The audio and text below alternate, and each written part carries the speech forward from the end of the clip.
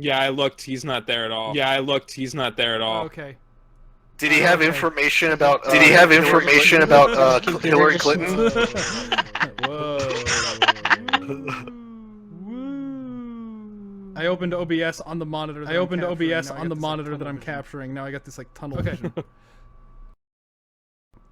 Okay. What are we? Where did we leave off? I think we stopped at the lie and then the double lie. That's not We're even talking the about field. episode We're talking about about. field trip. Okay, About so field trip. Zwei shows up on the day they leave for the field trip. Zwei is the only reason that they catch Torchwick and his goons, because he has to pee. So, like, Zwei shows up completely by random. RWBY takes him on the trip despite being told not to. See, this episode, like, it's like nothing on its own, but it sets up for everything that's wrong with the rest of the series. When Zwei is a pet Deus Ex Machina. Yeah. Dogus Ex Machina. Dogus Ex. Austin, like, just says, no, go ahead, go on that mission for adults, even though I'm not sending any adults. What if somebody, what if an adult wanted to take that mission and found out it was taken, and then didn't do it? Like, He goes and complains to his guild rep, and he's like, I got cheated out of this mission. is this the one where Velvet comes in and like, mostly I remember the commentary track of this episode, like the director's commentary, when they were like, oh, isn't it great that those characters have a relationship and they're friends even though they don't talk to each other, Even though we've never seen them actually interact with each other. this is, You know all that stuff we set up. yeah, this is a very, very bad episode. Yeah, this episode is a microcosm of just everything. But it's a vertical slice of shit. Yeah. That's what this episode is. Yeah. Yeah. All right. And next, so we want to go to Mountain Glen then. Still kind of in the same. It's in the same vein, kind of, as the other episode. Yeah, Mountain Glen actually has some positive stuff for me. Yeah, Even though that that's- was. That's why, for me, I have it all the way up at 20, and there's definitely a lot of things wrong with it. But to me, at the time when I watched this episode, them actually discussing why they became huntresses and how RWBY wasn't grilled by Oobleck was very interesting to me. Sure, they've shat over pretty much all of it at this point. That wasn't Mountain Glen. Was that not Mountain Glen? That wasn't Mountain Glen. That was Search and Destroy. Oh, okay. Well, then that was episode 9. That's way higher up my list. okay. No. Then it's sorry, my bad. Yeah, you're thinking about a good Yeah, episode, that was. Yeah. or an acceptable one. Yeah. Same. Hey, Robert. I mixed them up then because I put Search and Destroy lower. Whoops. I switched those two. you My bad. fool. Sorry. Hey guys, I'm back. Yay. We're in Mountain Glen now. Okay, Robert's back. I'm good. Yeah, sorry about that. My Well, then internet never- suddenly decided to fuck off. Then never mind. Educate me, Alright. because I So we're Mountain Glen? Yes, I we're on Mountain goofed. Glen. I goofed here. Then sorry. Yeah, Mountain Glen. This is where they I didn't have Go ahead. I didn't have as much time. I didn't have time to really rewatch every single thing. Unfortunately, I wish I did, but I'm Yeah. doing. I got a lot of other stuff I'm working on. Unfortunately, sorry. So I apologize. Yeah. Yeah. I said this before. But Mountain Glen is the one. A lot of it is they're sitting around the campfire. Yeah, and they're Okay. talking Like about their that's motivation. the big one. And it's like their motivations are wrong. they don't line up with what they've said in previous episodes, including the previous episode. I mean, Yeah. I mean, I that's, kinda I mean, like that's Weiss. kind of. I don't know. I like Weiss's. Weiss's I kind of liked. Weiss's is Yeah, a good and I liked- motivation for her character, but becoming a huntsman doesn't help her further that. yeah. Like that doesn't get her closer. Yeah, to, it's like that. It's like that. Yeah. Or it doesn't I get don't her know. closer to like I- getting a job in Atlas and then taking over her father's company. In fact, it's the Yeah. like the reason she gets disbanded from the company entirely. She should have been like Yeah. groomed into like the corporate structure. Instead, she leaves to go and do the exact same thing that got Winter kicked out of the family. Yeah.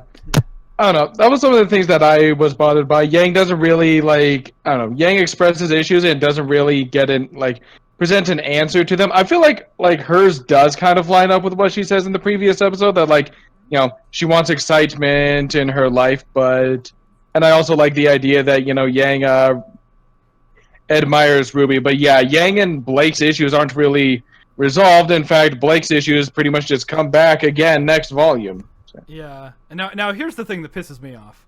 So Zwei wakes up, and then Ruby wakes up, and then follows Zwei out of the building, and then she's like, "We're in a wasteland. You could have peed anywhere. He was on your fucking pillow, like he was right there on your bedroll. You wanted him to pee on you instead of going outside. There was no reason for you to follow him."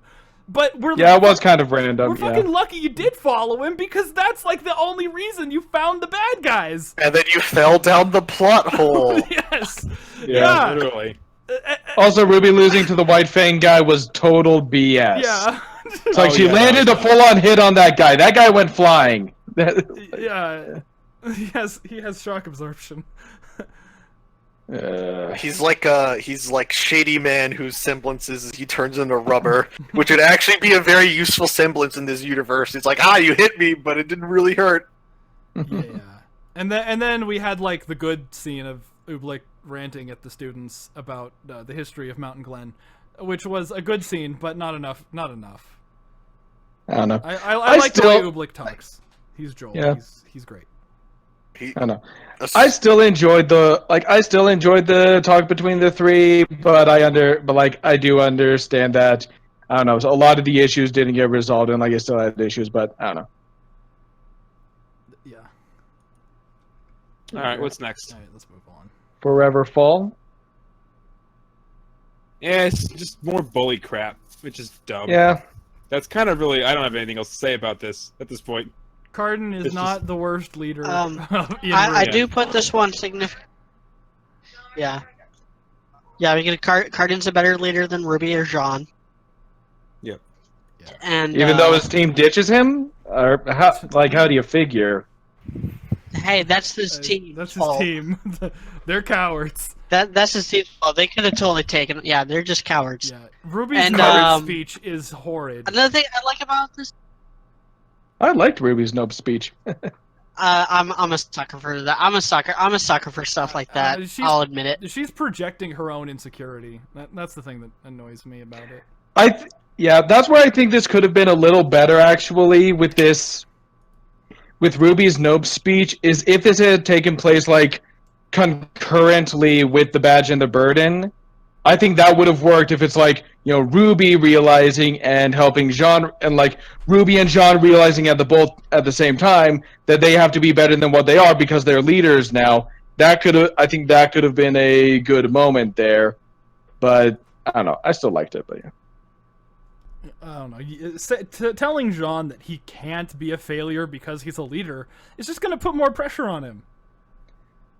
And maybe, but I think I don't know. I think there, to a certain extent, maybe that pressure is a little bit necessary, particularly at with where he was at as a character at the time. Feeling like he'd screwed up. If you want to hold on to him, you kind of got to put some pressure on him and say, nope, you got it. You're not allowed to do that. But again, because they never, they claim, they have the whole thing where they're all again, because they. Imply that he's not allowed to be a failure, but then proceed to just make him a constant failure afterwards, it just falls flat. But, yeah. All right, I want to go next one then. Never miss a beat. Never miss a beat. Proceeds Never to go. miss a beat. Proceeds to not understand what a metronome is. Never miss a beat. it's kind of. This is where I noticed that it's getting weird. Some of the stuff that I was popularizing. I don't know. I might look into my rating again. But anyway. Nothing. So are we done talking about You're this? you're at a 17 on this one, Robert. Yeah. 17. I enjoyed the fight. I enjoyed Neon and Flint's characters. I don't know. The only parts that I really didn't like about this episode was because I don't know, the way that I rated this was just, you know, if the moments that I liked, I gave points to, and the moments that I didn't like, I took points off of. And so, I don't know. And so, yeah, like I don't know, like I just enjoyed the fight. I enjoyed Neon and Flint's characters. I do take issue with the fact that like Yang and Weiss don't learn anything from this fight, nor did they learn anything from No Breaks. I also don't like how the fact how Flint's just like, yeah, I forgive you for running my dad out of business. It ain't no big deal. Yeah, I mean, it's I don't know. whatever. I was okay with that because it's like he respects the fact that she's not her dad. But anyway, Yeah, that was not really the worst part of this episode. Yeah. My biggest problem with this episode was there's no reason for it to be a 2-on-2 fight. There is Yeah. absolutely no teamwork in it. Yeah. It's true. yeah, that's also true. Yeah, it's like the teamwork was terrible. Yeah, it was pretty much terrible. Yeah, it was like a little bit between Flint and Neon, and it's Also, like also, yeah. I think it just also you could've got not the moment existed. where They could have just not existed at all, and they could have done something else Yeah. instead. Like maybe have more I Weiss don't and know. Winter. I still instead. enjoyed like the fight in the soundtrack, but Yeah. this is also the episode where Penny drops a rock on Russell's head. Yeah. Oh, And back kills in him. the And kills him. And he dies. back in the day when a Jeff Williams soundtrack save an episode. How how things have changed. All right, next Jeff one. Williams still does soundtracks for episodes. I think they've like downloaded Jeff Williams into a Come on, computer seriously? randomizer, and they just have like a note randomizer that's like of like Jeff Williams guitar licks. Yeah, he's basically a Vocaloid right now. They can play him on a keyboard. So next episode is extracurricular, which is another one of my go-tos on. Like, this is what I don't like about Monty's fighting style. I just point to this episode. Yeah, this is really low for you, dude. Yeah, ooh, 50. Ooh, bottom 10. Oof. All right. It's low for me because it's pointless. It's fucking pointless, and specifically one of the reasons why I dislike it is it goes out of its way to make Sun and Neptune douchebags that leave the girls to fight for themselves, just so the show can make a stupid joke about another stupid show that they made in the past.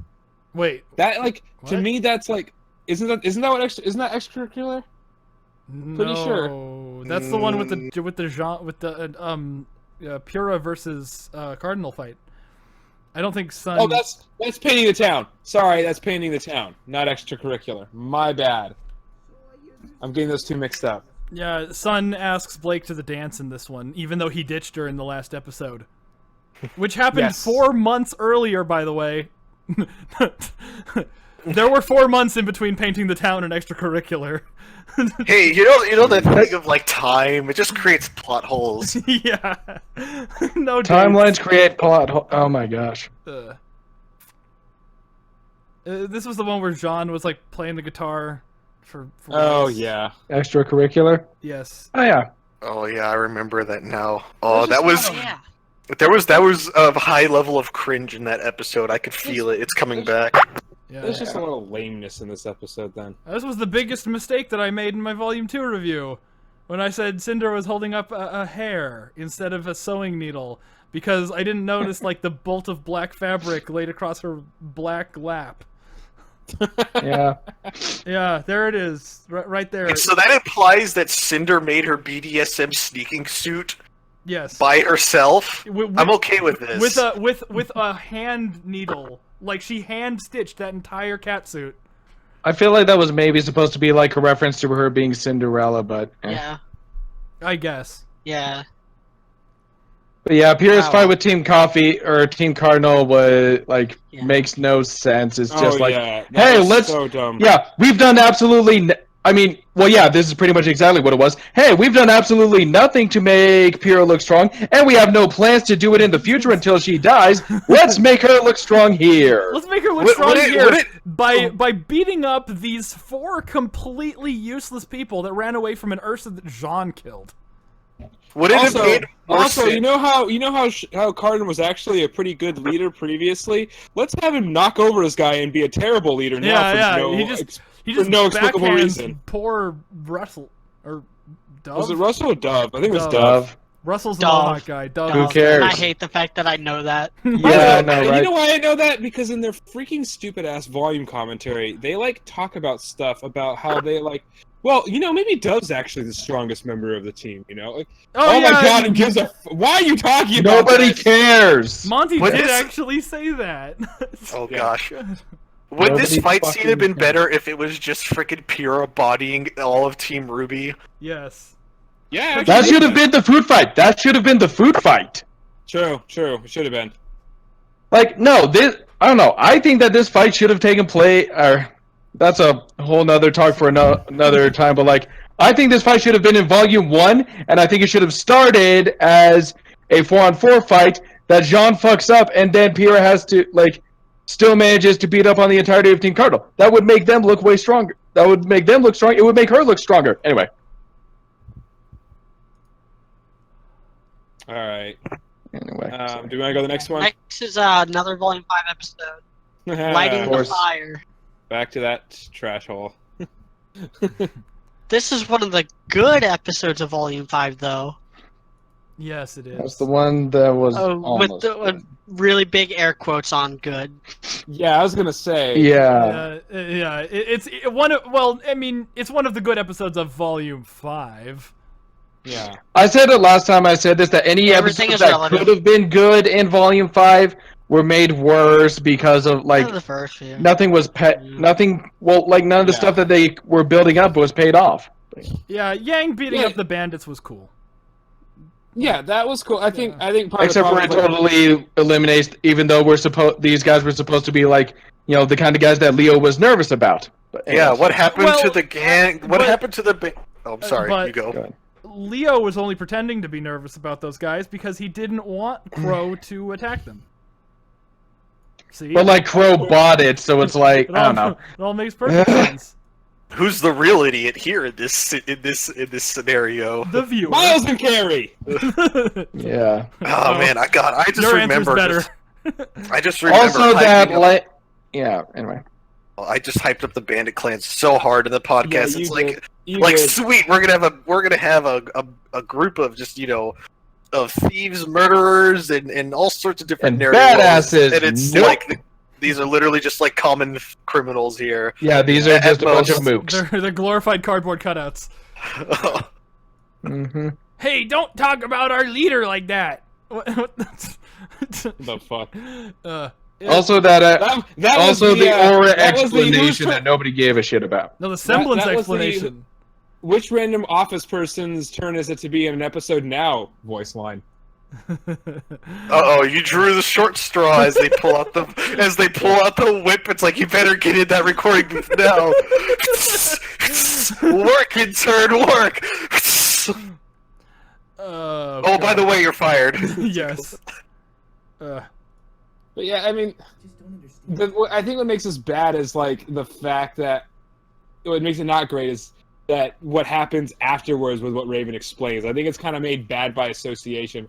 Otherwise, it's just kind of a setup episode, so it's not particularly offensive. It's just meh, but it's made worse by what happens afterward. If Raven's scenes had been better, then this episode probably would have been ranked higher, at least for me.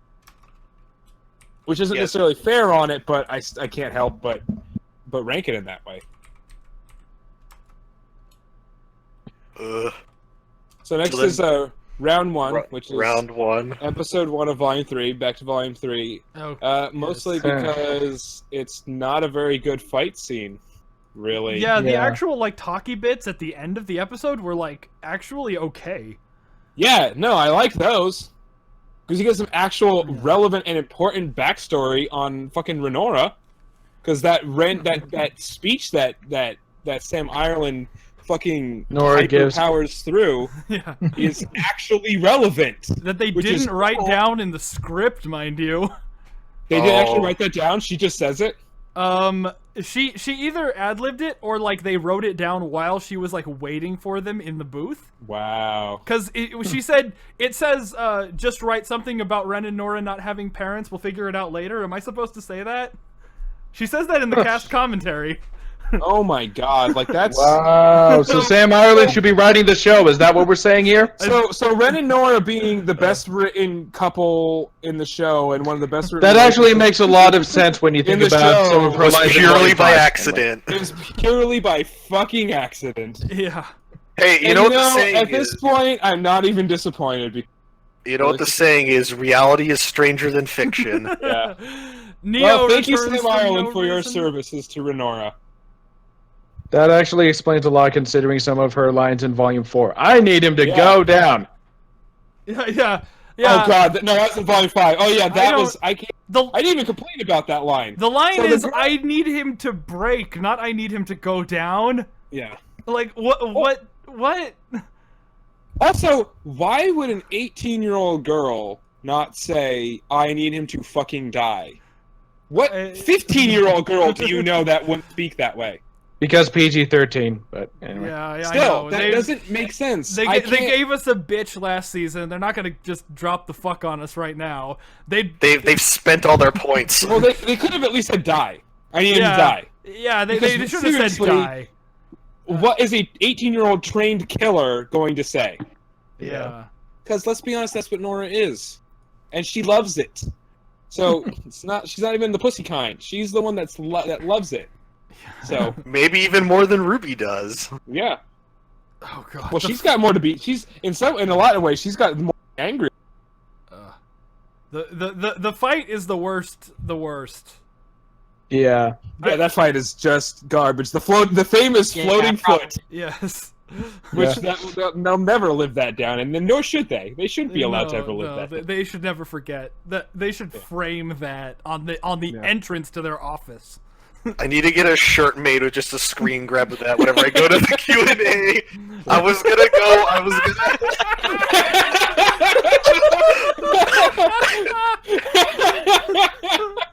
Dude, That's wonderful.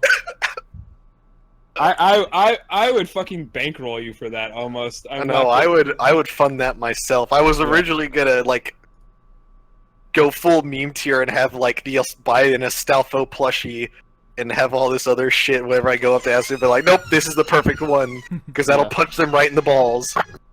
Yeah. Or and then for the next day you can have a shirt that's a picture of Blake and just says shitty kitty.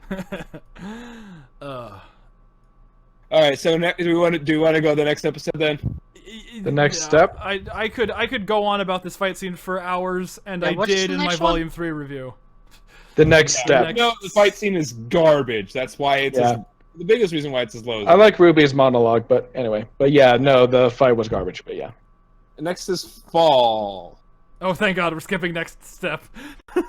Where did I put Next next step? step? I Oh put it no, in next step. 30. Sorry, next step. My bad. No, You're skip right. it, skip it, skip it. There's nothing to say about it. If anybody can say about anything about next step, I will be impressed. Wait, which episode is that one? I like how it begins with I the mean- villains, like the introduction to Team Witch back when we thought that they were that they were actually going to be interesting, like Yeah, I don't know, and exciting villains, Yeah. but then it just fell apart. Yes, that was why I liked it at the time. Was we got the villains seemed interesting.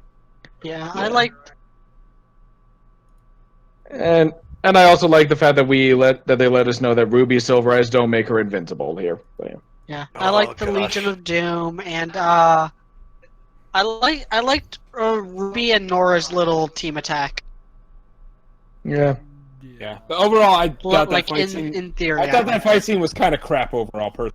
So Yeah, Yeah. and it wasn't About even it. crap in a fun way, like the Yeah. like the round 1 fight was. This was just kind of like, why are we watching this? yeah, no, it's true. Nora Why do we need launches to see herself up. This is what was in Max's video. Like Nora launches herself up in the air, and then she's like, Ren does a spinny thing and has no effect, so which means he's basically a Beyblade. yeah. Yeah. I've never really cared about the animation, so it didn't bother me that much. I was glad that there was at least a little bit of teamwork, but yeah, I understand that the animation was not great. They, All right, they do a Team 4-star call out where they're like, we hit it harder, but then the thing Yeah. they actually do is break its arms, which Yeah, they don't they even don't act- do. Nora kills Yeah. it in one hit. She doesn't Yeah, even they like didn't break make its any arms. sense. Yeah. Made no sense. Yeah. So let's go to Fall next, because Fat Man has this way lower than we do. And I want to just say real quick why I don't have it lower. Yes, I despise the Maidens with all my heart, and I've hated them forever. But I forgot to hate the Maidens as much during this ranking because Volume 5 was so fresh in my mind. So I'll admit I should have put it lower. It should have been in the 40s. At least for me. Oh yeah. But this has I do like the fact that Emerald actually uses her semblance for something, and the fact that it actually has an effect on the Grimm, which is something that's been sorely missing from the more recent episodes, and that is kind of what starts off the whole thing, and that to me that part actually makes sense and is decently well done for the show, so I like that, and that's why it's not lower. But I don't think it's a great episode. That's why I don't hate it more. It didn't. It was inoffensive to me. Like there were definitely issues that I had with. I think it's funny that Crow calls the rules of maiden succession stupid and convoluted, despite the fact that Ozpin essentially came up with those rules, and Crow is basically his most loyal servant. I think that's hilarious. Yeah, and I'll admit. It is an offensive episode because the maidens are fucking train wreck, and I hate them with a burning passion. I kind of ignored that for this ranking, so I should have put it lower. Yeah, at this point I think at this point they weren't so much of a train wreck. Like they were a pretty simple thing that was explained. It wasn't until they got to the I don't know. Fatman, why do you have it so low then? Why do you have it so low? Okay. While they're walking, this entire conversation, while they're walking to Amber, or whatever her name is, Rip Brown waifu. They're discussing things that we should be seeing. That's true. Crow just flat out says, I don't know if you've noticed, but it's been getting scary out there. Okay, gotcha. We should be seeing this. We're wasting our time. Grimm are growing stronger, more prevalent, but they're still fodder. With all of this nonsense, 3 volumes of nonsense, and then Crow's like, oh yeah, all the stuff we haven't been showing you, that's actually really interesting. I feel like that's more of a problem with previous episodes than with this episode, but yeah, I see what you're saying. Yeah, I don't know. I had to. This is the one that brought it to light, though. It brings it to light. I had to judge it somehow. Yeah, I like how Crow says Pyrrha's been carrying her team, even though the last time we saw Team Juniper fight, Nora carried the team. Pyrrha didn't do shit in the tournament fight. Yeah. She didn't do nothing. Again, anyway. We're all supposed to call back to the Cardinal fight and the things that I have this about her that we don't see. Yeah, the whole notion I have this episode. Yeah, I have this episode. He is extremely forgiving to this episode. So it's not. I am tolerant of the maidens more than you guys are. I didn't start hating maidens until the tail end of Volume 5, and in fact, until this most recent watch through, Fall was in my top 10. Wow, fascinating. Fall would have made my top 10 at the end of Volume 4. Was it because of the fight? The actually serviceable fight? A lot of it has to. Yeah, well, a lot of it has to do with the fight, but like I said, that's why it's up there for me, because the fight's right and actually off stuff that matters and is well done. So that's why it's not lower for me. I admit it should have been lower, but that's why I didn't put it lower. Hundreds of years of human history. No, less than 80. Okay. Oh yeah, how does it contradict hundreds of years of human history? How they act like everything is so ancient and old when it's not. Yeah. Sorry, history major here. Miles, you really are shitty at timelines because you have no idea what old and history actually are. Do you even know the definition of those two words? This isn't Warhammer 40k where people have forgot to build stuff and they're just working off of copies of copies of copies of copies. Yeah. It isn't that bad yet. Just this episode, it's like it expects us to take the lore that Glinda is dumping seriously when we can't. It doesn't make because sense. It's just suddenly appearing out of nowhere. Yeah. Yeah. And here's the other thing too is Pyrrha was dead the moment she got into decided to take that elevator ride. No, I That called guy- that too. I mean, a lot of people did. Yeah. People called that even earlier than I did on that one. And I only called it that. I called that fairly early just because I watched this volume in a row. I binged it. I did not watch it episode by episode, which I think made it a bit more apparent. But there's some people really call that even earlier. So Yeah. that one, but it was a fairly obvious one for a lot of people. She was pretty much done for after that. Yeah. She doesn't protect her head behind cover. Yeah, because my first question was why wasn't it Ruby, and as soon as it wasn't Ruby, you know that was in that position was going to die. That's basically what it was. Yeah. It's not the main character doing something super important and dangerous. Oh, they're fucking dead. Fucking dead. Exactly. Yeah. And that's what happened. Yeah. So next is Runaways and Stowaways, which I have significantly lower than most people, and I can tell you why. And that reason why is Blake Belladonna. Yeah, I had to struggle with that one. I'm like, do I rate it based on the Blake scene or do I rate it based on the Yang scene? And I was like, like I had to. So put we basically just did the opposite good. thing of what each. We basically just kind of did the same thing for the past 2 episodes, but for the different episodes. Yeah. Yeah. What I didn't like about Blake, like, I don't know, the parts that I didn't like because of Blake, I ended up liking certain parts of it because of Sun. Like, Yeah, I don't know. Sun, That's the but, main thing that I liked about this episode was just Sun was spot on. Michael is fantastic, but Michael's actually a pretty good voice actor. Yeah, it's pretty. He carried the Blake segments in Volume 4. He carries the Blake segments just from being Michael Jones, and good for him. The thing that really bothers me about this episode, and Captain is dope. I love that guy. Probably the best side character they've ever done.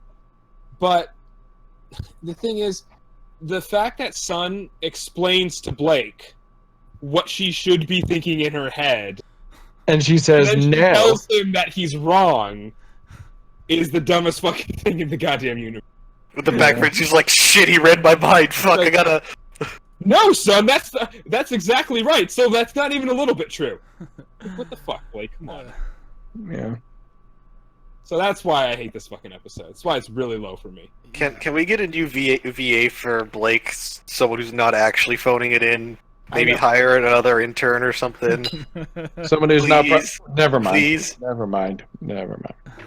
You're good. Something political about? Yeah. No, I was about to say someone who didn't get the job by sleeping with Miles. Oh yes, that's true. Yeah. But that's a little mean. He insists. He insists that he recused himself from that decision. He says that was 100% Carrie and Monty making the casting decision, but like you know they did it. They wouldn't have even cast her at all if it wasn't for that. Yeah. Hey, she's not as bad as Anna Hullum and fucking. She's not as bad as Anna Hullum. And cosplay girl Jessica Negri. Yeah. So you know what? She's not the worst. She's pretty close. Yeah. All right, so no. Let's... She is the one actress that has gotten worse. Because she was actually kind of good and competent in the first 2 volumes. True. Yeah. Nobody was good in the first volume. Lindsay was the only one who was good in the first volume. True. I mean, the only like. And Michael was fine when he showed up. Yeah. Yeah, I don't know. I shouldn't say that Lindsay. So the Joneses. The Joneses are pretty good. That's it. Let's just go with that. Yeah. I mean, Lindsay, we rewatching this.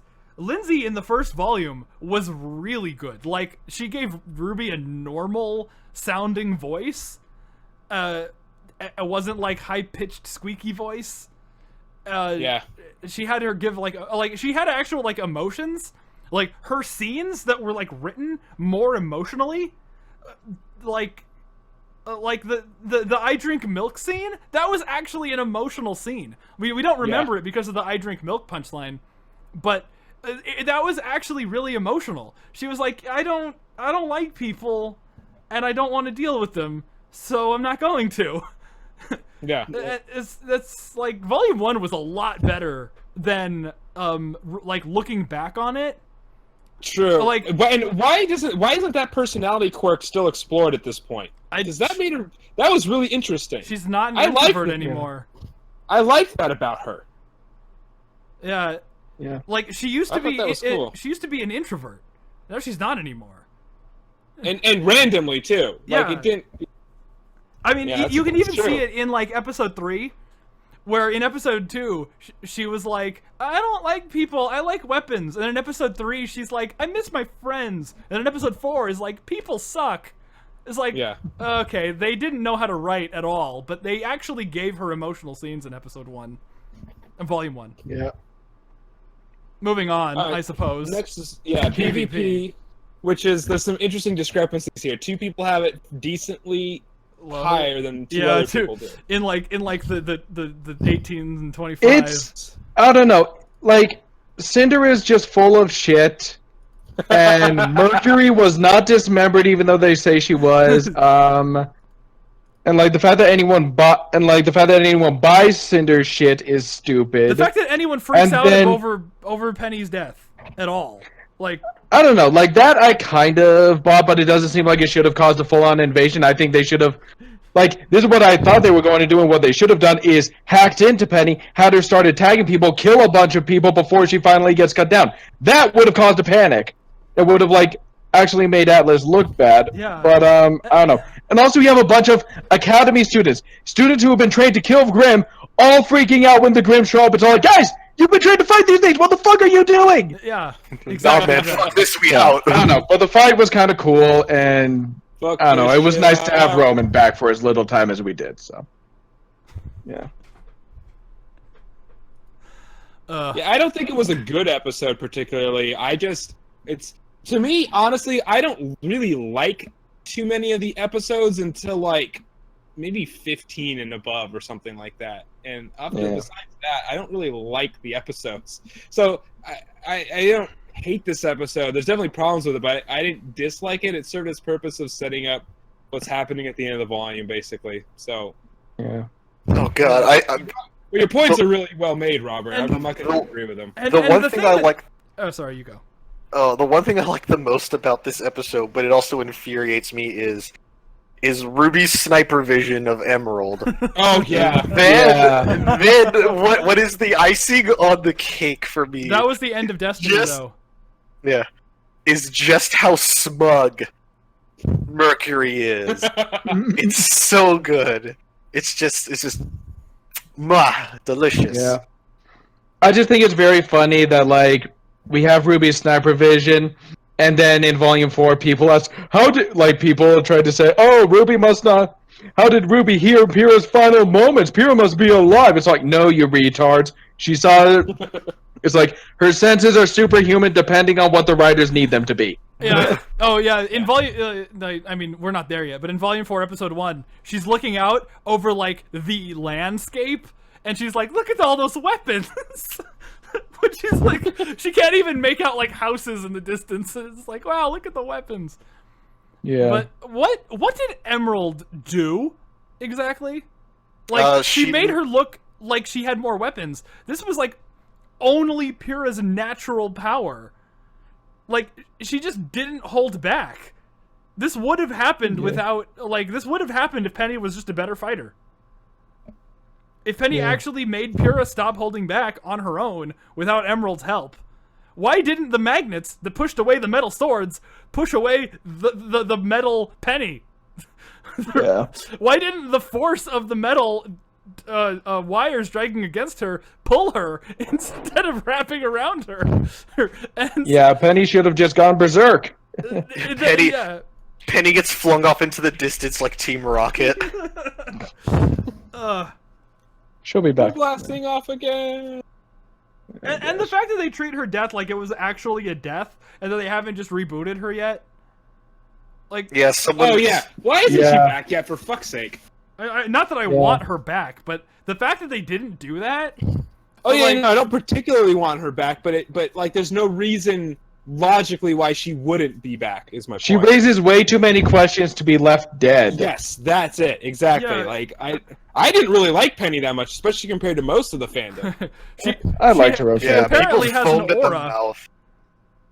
Why did? Not as much as some people, but Never I don't know. mind. I don't know. I liked her. Like, the scenes that she was in, I enjoyed. So, Like, I enjoyed her quirky attitude, but that's me. Anyway. Shall we go to the next one? Yep. Players and Pieces, which Fatman... We are all over the place on this one. Yeah, this one's a little bit all over the gaff. Yeah, 16. We're really drilling 27, deep here for this 32, one. Again, my 52. my defense of this one being as high as it is that they actually show a little bit of teamwork stuff, and they kind of form the teams on it. That's really it. Like I said, I don't think I really liked retrospectively. I think an episode is specifically good. I think until my number 15 rank or above. So everything that's kind of in the middle is like there's things that are good and things that are bad about it. There's a lot of terrible animation in this episode. So there's a lot of and again, it's not specifically offensive in a writing sense that much. all right. No, you disagree. it's fine. Okay, no, go for it. No, I'm honest. Go for it. Like RWBY Go tells Yang, "Oh, I have a plan," and then they just fuck off. Like, there's no. Oh yeah. There's no point. Communication. Nora bumps into Blake, and like that she's just dead as far as Nora knows, and she doesn't like even look. Yeah. Okay, what I meant to say was personally, go ahead, dude. Everything go ahead, before. Dude. Okay, so I think you're talking about everything that happens after the fight starts. Yeah, this episode has 5 minutes before. Oh yeah, I probably forgot about all that. Like I said, I definitely did not have time to watch the fight starts at like 6 minutes. Oh yeah, so that's probably part of the problem. Yeah, like this has the like, oh, did she just ride all the way here on an Ursa? This has, can everybody just calm down for like 2 seconds before something else crazy happens? Oh yeah, that was terrible. And oh, look, the gang's all here. We can all die together. This has Weiss's that writing was lousy. Apology. Like I could be a little. Oh, that apology! Oh, that apology with the Death Stalker right behind them. Yeah, that was bad. This has nobody attacking the Death Stalker. This has Run and Live in it. Like. All right. Even though they don't actually happens before the fight. I forgot about all that. That was wrong. Yeah. I'm wrong. This should have been way lower. I'm sorry. Totally. Yeah, the local Californian man so wrong he has to contemplate life. I can admit when I'm wrong. Like I said, I wish I had more time to devote to really rewatching everything. They cut to RWBY cutting the head off the bird, and then they cut to the wide shot. They cut back to RWBY, they cut to Yang, and then they cut back to RWBY again. It's like the editing in that last scene is baffling. Yeah, for me, so like my original thought was like, well, the fight, it's not offensive story-wise, so it's not that bad of an episode. That was literally my thought process. That's literally my thought process. Yeah, I was okay with, like, I don't know. I was actually okay with Team Juniper versus the Death Stalker because, like, this is where I disagree with the idea that Cardin is a good leader because Jean actually does a pretty good job of, like, calling the shots with his team here, in my opinion.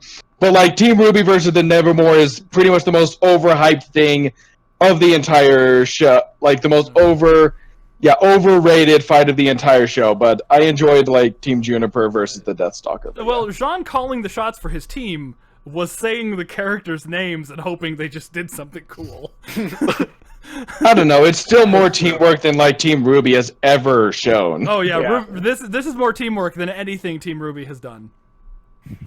That's the truth. Yeah. This is why I never understood why everybody was in such a rush to have Team RWBY reunite, because Team Ranger is more of a team than Team RWBY ever was. Yeah. They've gone through more as a team, and the writers don't fucking understand that. So, yeah. My rankings of volumes 1 and 2 are a little bit more off because I just don't remember them as well, and I'm just so much more mad at volume 5 right now that I just can't be bothered to like look at the little things because they're not actively destroying the show in the same way that volume 5 did. Yeah, but I'll admit this should have been low. This should have been low on my list because I forgot everything that before happened the fight before scene. the fight. Yeah, I just Yeah. forgot. Which also Yeah. kind of proves that it's pretty terrible because I forgot about all that stuff. Wait, did the whole John and Pyrrha or unlucky happen that episode? No, Like the that first was- exist, No, or that was that episode was- That was before? the next episode. Yeah, that was. No, that was the previous Emerald episode. Forest. That was Okay. Emerald Forest Yeah. Part 1. Which Yeah, sucks so the- because Emerald Forest Part... the spoiler for the list. Emerald Forest Part 1 is my top 11. And it is the Yeah. last... It is like the cutoff of good episodes. Huh. And I see Yeah, it. the Emerald And I see it right there. The Emerald Forest Part 1 was pretty good, but then Part 2, like, you could have skipped the entire thing, like, the entirety of Part 2. Like, John and Pyrrha wandering into the cave thing, all of that, and, like, Ruby and Weiss continuing to not get along. It's like, we get it, they don't get along. Moving on here, they could have spent more time on, like, Blake and Yang or something. Yeah. And it's like, they had that whole thing where, Jean, who is supposed to be smart, wanders into a cave despite a thing on there clearly saying, "Hey, danger!" Yeah. And like, it should have just been like a bunch. Like in the next episode, what I think it should have been is just a bunch of noodle incidents: Jean flying in, Ruby flying in, Pyrrha getting chased in by the Death Stalker. Just let the audience wonder how all of that shit happened. The whole point of the noodle incident was that you never knew what the noodle was. Exactly. So it's like we don't know how they all got into those situations where they're all flying in and riding in the most ridiculous ways possible, and it's funny because we don't know and we can just leave it to our imaginations. Should have just left all of that to our imaginations. Had a bunch of noodle incidents and you didn't have to make Jean look like an idiot because he's supposed to be smart. Okay, yeah, I know. Okay, that makes sense. Can I just explain how much I love you for making that? Yeah, it's a classic trope. And I'm a big Calvin and Hobbes nerd. Yeah, because if you're not into Calvin Hobbes, you're not going to know what that reference is. It's a pretty well-known trope, but yeah. It's a pretty well-known trope now, but... Yeah. Anyway, sorry, that's my rant. Calvin Hobbes is the greatest thing in the entire fucking universe, people. If you haven't watched it, watch it. Or not watch it, read it. Read it's it. the best. I hope it never, ever becomes in a form that you can watch. Yeah. Because they'll ruin it. Whoever does it's going to ruin it. No one's going to... Actually, a friend of mine wrote a pretty good one-act play of it. But anyway. Yeah, but is that person going to be the one who gets it published and We'll talk. produced? We'll talk later. Anyway. Okay, sorry. cool. Back to Ruby. Podcast for a different day. Sorry, can we do a Calvin Hobbes podcast one day? Because I am Sure. Ah, crap, did I so cut out again? 1,005% down for that, because I've read every My single connection Calvin Hobbes fucking book off again. at least 10 times.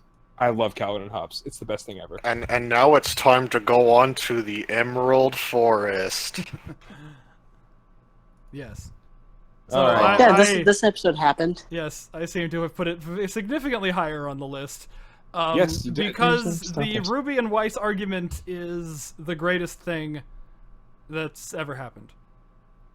The rest of the episode is garbage.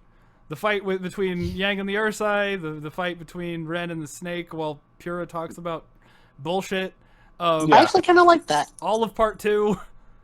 Yeah, all of part 2 is just garbage. This minute and 40 seconds of Weiss and Ruby getting in a fight about how shit Weiss is amazing, and that was enough. That was enough to get it in my top 11 episodes. It was so good, it landed itself in the top 11. I feel like they just dragged it on too much. It's like, Yeah, we get it. that's what I thought too. Like, Well, especially- they added another scene in Like, part in the 2. first... In the first half, it was fine, but in the second half, it was just like, oh my gosh, just ugh. I get what Fatman's saying. I mean, I don't really agree necessarily that was that good. I get why he's saying that it's that good. I mean, I love Weiss, but I think that this episode, that scene would have been stronger without all the bullshit Weiss, all like pretending to be, or like they're trying to make her be a better person, and then she reverts back to being a bad person again. I think if they had kept her being more of a douche consistently for the entire first season for a longer time, I think this scene would have been better by association. If that Oh yeah, better by association. But I mean, Yeah, so, like- you gotta like- draw the line somewhere. You Yeah, gotta, no, I get what you're saying. yeah. For me, I can't help but like with the way the show's turned, that I can't help but rank things by association at this point. Whether that's wrong or right, I'm not going to say that that's the right way to do things, but that's kind of just the way I've been doing it now.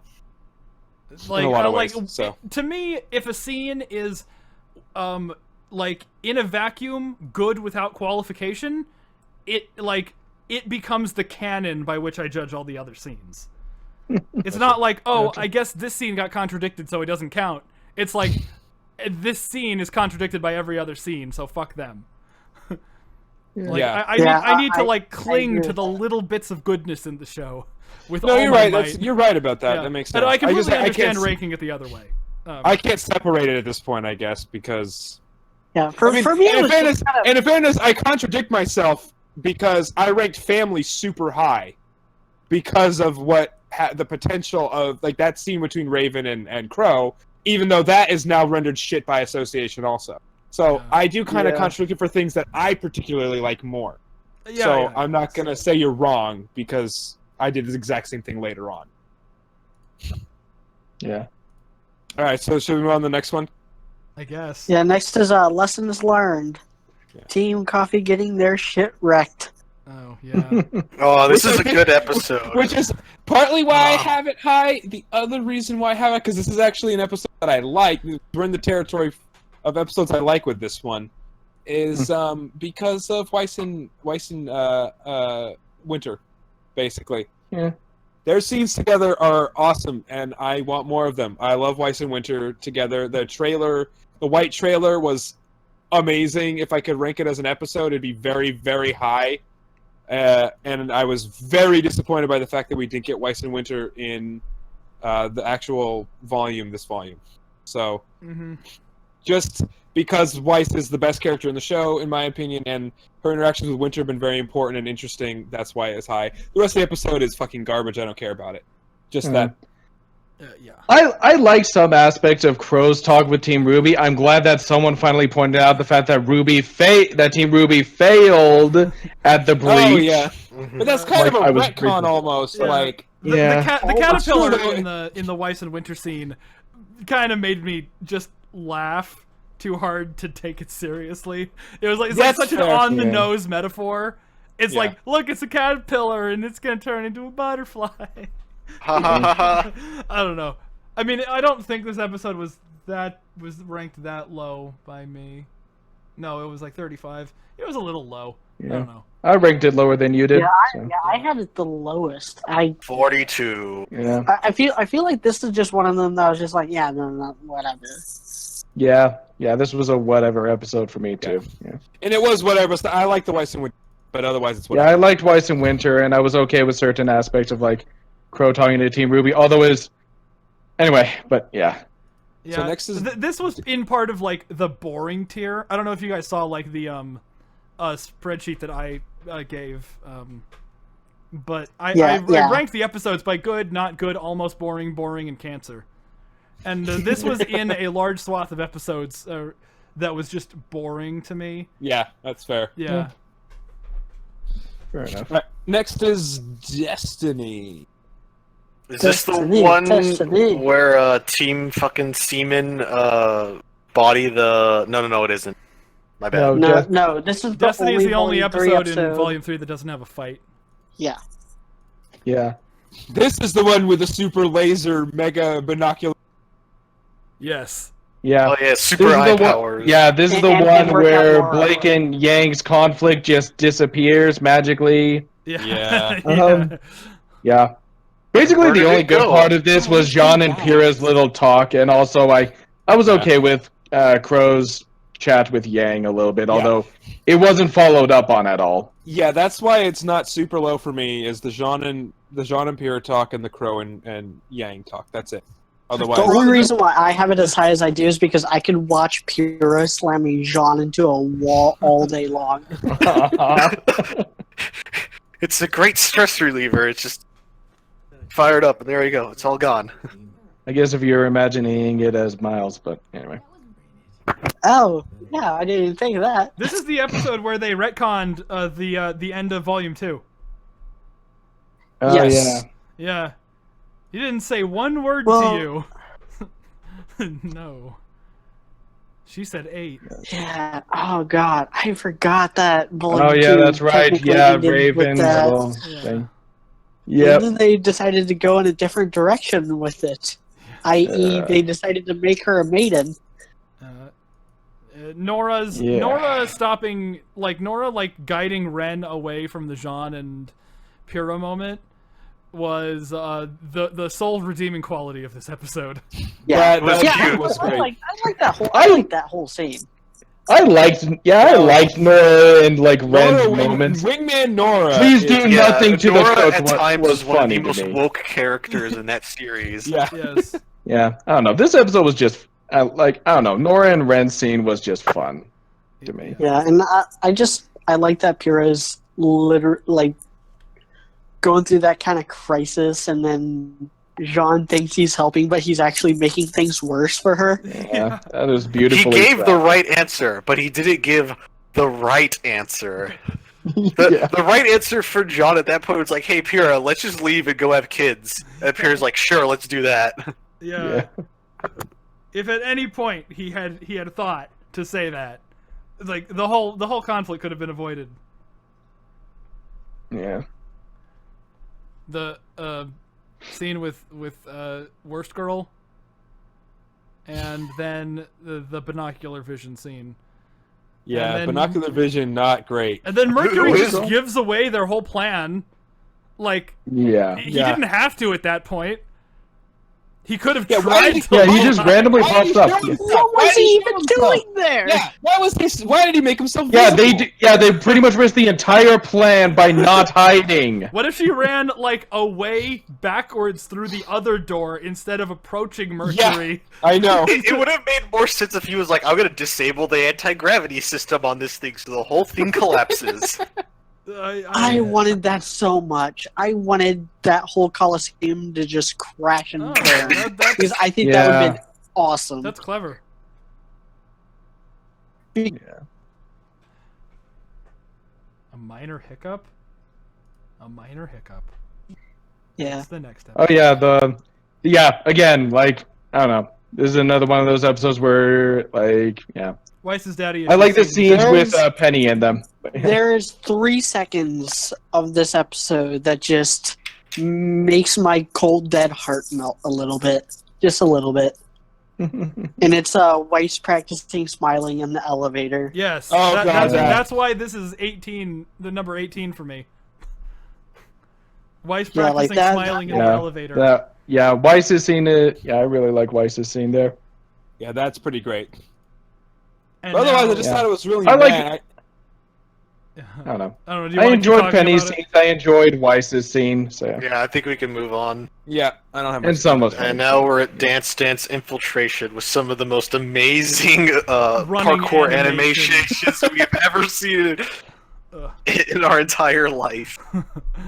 Yeah. It's I have this decently high, but kind of the same thing with like, dude, they don't really get really good. I don't know. John in like, a dress makes everything worth it. yeah. Oh god. I enjoyed everything in this episode with like Jean and Pyrrha, other than the fact that like, I don't know. I think they should have had Jean like realize that Pyrrha likes him and then say like, I don't want to screw things up between our team with the tournament coming up, and like I think that would have been just a little bit better. Again, he's supposed to be smart, so make him smart. But like everything else with them, I really enjoyed. But yeah, Cinder's disappearing mask was kind of weird. Yeah, and there's some dumb stuff. I don't like I said. 27 doesn't actually make it high for me. Not great. But there are a couple things that like. Isn't this the scene where Jean talks to Neptune? Yes. Yeah. Okay. I actually did like that scene between the I two. actually like that scene because it makes Jean look better, and Yeah, like this is the episode that made me like Jean so much because he's awesome in it. He's like, yeah, he's great in this. The fact that he puts the dress on and everything, I like that part. yeah, he sacrifices his ego and he makes Pyrrha and Weiss's knight. Like this is what made Jean my favorite character because he's Jean was an good in this awesome guy episode. in it. Yeah, and the whole I just love Neptune saying, "Thank you. I try really, really hard." Yeah, That made me laugh my ass off. yeah, and I liked that, and I like Jean. I like Neptune in this. I like the little bit that we get with Pyrrha here, so yeah. Like, I like those things. They're charming, and yes, I know that animation is just atrocious, but I mean, it's a lot of the animation in this Ruby show has been complains about atrocious. not being able to fight in heels, and then Oh, yeah. she fights in heels. Yeah. Yeah, Yang. Well, she doesn't really move around that much in the heels. I forgive that one. I also like the character insight that this is the episode where we get the character insight that she'd rather be fighting than at a dance. That was the last episode. No, that was the That was last previous episode. Okay, That's previous. all right. Yeah, that was the That's episode previous before. Yeah, no, episode? don't All get right. those episodes confused. Well, so remember, part of the reason, and I'm not saying this is a good excuse, but part of the reason why I always get episodes confused is until Volume 4, You didn't I watch them watched- week to week. yeah, I binged all of it. So it's hard for me to remember what happens. It also kind of sucks that So I think, like, if it's That- right next to another yeah. episode, I might think it's in that episode. that for instance, like So just with this episode. So this episode is called Dance Dance Infiltration. So your mind starts just associating all the dance scenes with this episode, even though only half of this episode is the dance, and only half of the dance is in this episode. Yeah. Why aren't Emerald and Mercury stationed near a door? Why couldn't Yeah. they have just I been think- like, oh hey, by the way, someone left. Why wasn't Might wanna be Emerald careful. sending out images of Pyrrha in front of Cinder so that nobody would suggest that she was at? I mean, Ruby for some magical reason didn't recognize her anyway, but I recognize that. it would have been Cleveland. really. But yeah, I recognize that ass anywhere. She knocks like out it the would guard have in worked. front. Like it could have worked if Emerald had been sending out using her semblance to make people see Cinder, so that if someone's all like, "Oh hey, she kind of looked like Cinder." Wait a minute, I saw Cinder at the dance though, right before I went over, stuff like that. But yeah, I don't know. Even though Cinder's not a suspect after this. We keep Yeah, even forgetting though that. but she should have been if Miles and Carrie were smart. Oh God, can we take a step back a second and talk about Go for field trip again? With Glenda's dumbass moment. No. So in the bad episode, a much needed talk, Crow says that the schools exist to protect the relic from bad guys. But then a field trip, which is the episode that happens after Dance Dance Infiltration, is the one that opens with Ironwood saying, "They were here, Ozpin, they were here." And then he sends all of the students away. He's Oh, God. This is really activating my almonds here. they attacked the school. They broke into the school on the day where all the students were there, just in the dance. Even though if they had waited one day, none of the students would have been there at all. All the students were going away on field trips the next day, but they attacked it tonight anyway. This hurts. that's a good point. But- This but makes my then- insides hurt. I can feel them They shutting didn't down. have the maiden power yet. The maiden power didn't exist yet. Yeah. Did the relics exist? Yes, I the relics think- did exist. The maidens are the things that didn't Yeah. They say that. yeah, they do say that, but We're trying to be critical. at some point you got to take them at their word.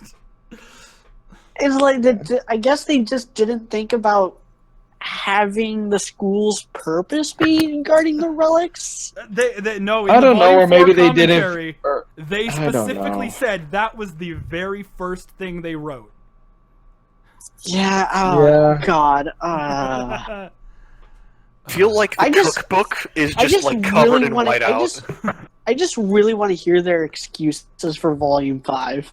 I can't wait for the DVD to come out. It's I can't. the release date.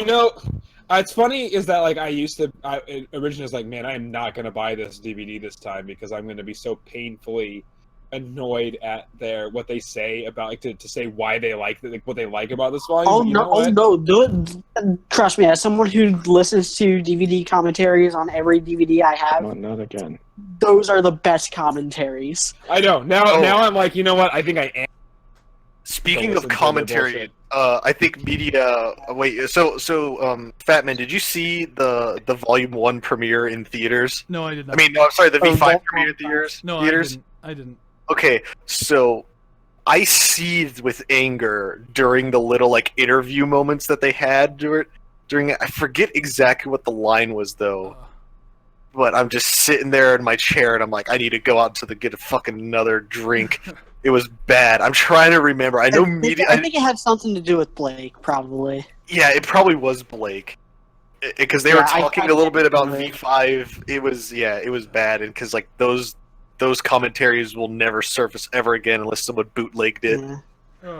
Well, no, I think they're on the Volume 4 DVD. I'm not sure. I'm not sure though. I don't think so. I would have seen him. Yeah. Well, they talked about grass though in the Volume 4 commentary though. Yeah. The moment that made me realize the show was doomed was when they talked about Blake being the most mature character Yeah. in Oh, the yeah. Volume 4 commentary. Anyway, And I remember, like, after I watched that commentary, I, like, got right on the Discord and started talking to media about it. I still remember that I was complaining to you about yeah, it. I remember being like, did they I was like, really? Yeah, and I was like, yes, they did. This show is doomed. This volume was a fluke, basically, and it was. Yeah. Like, that was, So, like, carrying that's not a on. good moment. Which one are we on now? Black and white? Yeah, next up is Black and White. The not to be confused with the Michael Jackson song that I also used in my Valentine's Oh, Day yeah. special. That was monochrome. amazing. Black and white. Shit, which episode was that? That was It the was I know, the right? Volume one. 1 finale. Oh yeah. Oh, yeah. Yeah. This one was cool because it had gunchucks, but it was dumb writing-wise. Yeah. Well, I don't know. about I how really dumb like writing Sun. was. It Sun, just Sun is cool. Sun's great. Sun is great, and gunchucks are amazing. Yeah. That's why. I feel like they missed the obvious thing to do with this episode, and the entire kind of volume falls apart because of it. Well, yeah, the whole Blake and Weiss making up so easily bullshit. Well, no, just the fact that Ruby, Weiss, and Yang are not involved in the final action scene. Oh, that's that's another problem. Like Ruby gets one shot, and that's it. It's Blake, Sun, and Penny. Yeah. 12 hours. We've been looking for you for 12 hours, even though you've been missing for 2 days. Yeah. Yeah. Yeah. Oh, They didn't start It's carrying okay. 48 hours in. We're oh how god. in? I see the stray next, and I'm just like, I just recall No, the it's fucking Dread- running. Dread at in the it. Air. Next is Dread in the Air, which Oh, I think I think there's a I think Yeah, got the this reason for one- the this curve one- on this yeah, one. This one was a tie. This one was a tie between Dread in the Air and the Stray. And the Stray. we can Yeah. honestly just talk about both episodes as a whole since they were a tie. Fine. I don't know. They're very different episodes. Yeah, they're One's very different very action heavy, and the other one introduces new characters. We Oh, all so here's- put them pretty close Yeah. to each other. Yeah. So here's a fun little fact about. Wait, I have something to say about Dread in the Air, and I need to find the image and I'll post it in the chat. Is it the dab? No, it's not the dab, but there's something. There's an image that I have on my phone that is priceless. I gotta Okay, find well, it. so the reason why this I'm episode looking. is why Dread in the Air is decently high. It's got the Weiss fight scene against the wasp thingies, and thought that was a pretty good fight scene. Yeah. And Pilot Boy is amazing. Rip Pilot Boy. Mm-hmm. I like the choking scene. Yeah. Yeah, this was easily the least offensive episode. Like, episode 8 is better on all accounts, but this is the least offensive one. Yeah. They Yeah, killed yeah. even like them killing Sienna. Like, it's sort of a blessing in disguise because like they couldn't make her shit. They didn't have enough time. You said that in your Uh, in the ranking. yeah. You know that's a good point because I was upset about that at the beginning of the volume, but I suddenly wasn't mad about that at the I end. was a little upset because I felt like my time was wasted. Like the time I put into thinking about Sienna Khan and that potential just.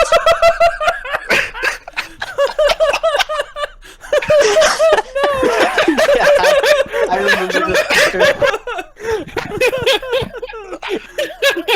posted that image to RWBY Republic.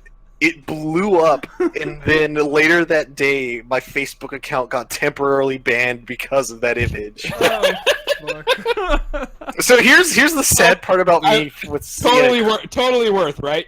Yeah, it was very worth it. So here's my thing with Sienna Khan. Like, you know, there's a part of me it's like, okay, yeah, it's like I'm okay that she died because then like her character would have turned to trash. But there's a part of me that's like, there we go, Miles and Carrie killing another one of my brown anime waifus. Yeah, she is by far the sexiest character in the show. Yes. Oh yeah, and now no she's question. dead. With interestingly, the second sexiest character they've ever designed being the random Belladonna guard. I think, in my opinion, I'm gonna put that one forth. Oh god, she's so adorable. Yeah, exactly. That one's number 2, but number 1 is definitely Sienna Khan. Yeah. Because she's also sassy. I think that, I don't know, the thing that I hated most about them killing off Sienna Khan is the fact that they pretty much acknowledge that they purposefully put a whole lot, like, because at first I was like, well, you know, they didn't mean for her to become so hyped up, you know, they didn't intend for her to be this big character for the audience to get all excited over, but then I, like, read some stuff where they were like, oh yeah, you know, we totally put a lot of design into her because we, you know, knew we were going to kill her off fast. So I was like, nope, never mind. You guys have no one to blame for the fan reaction but yourselves, you morons. Yeah. It's like, if you're just going to kill off a character like that, don't put that much work into them. It's not worth it. I don't know. Sometimes I don't know.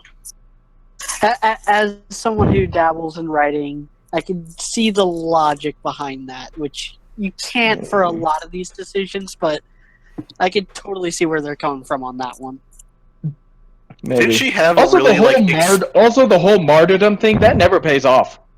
It doesn't. Yeah. Nobody gives a shit. Nothing pays off in Volume 5. Her whole aura thing doesn't pay off. And that's why, that's why this is so low on my list, because nothing pays off.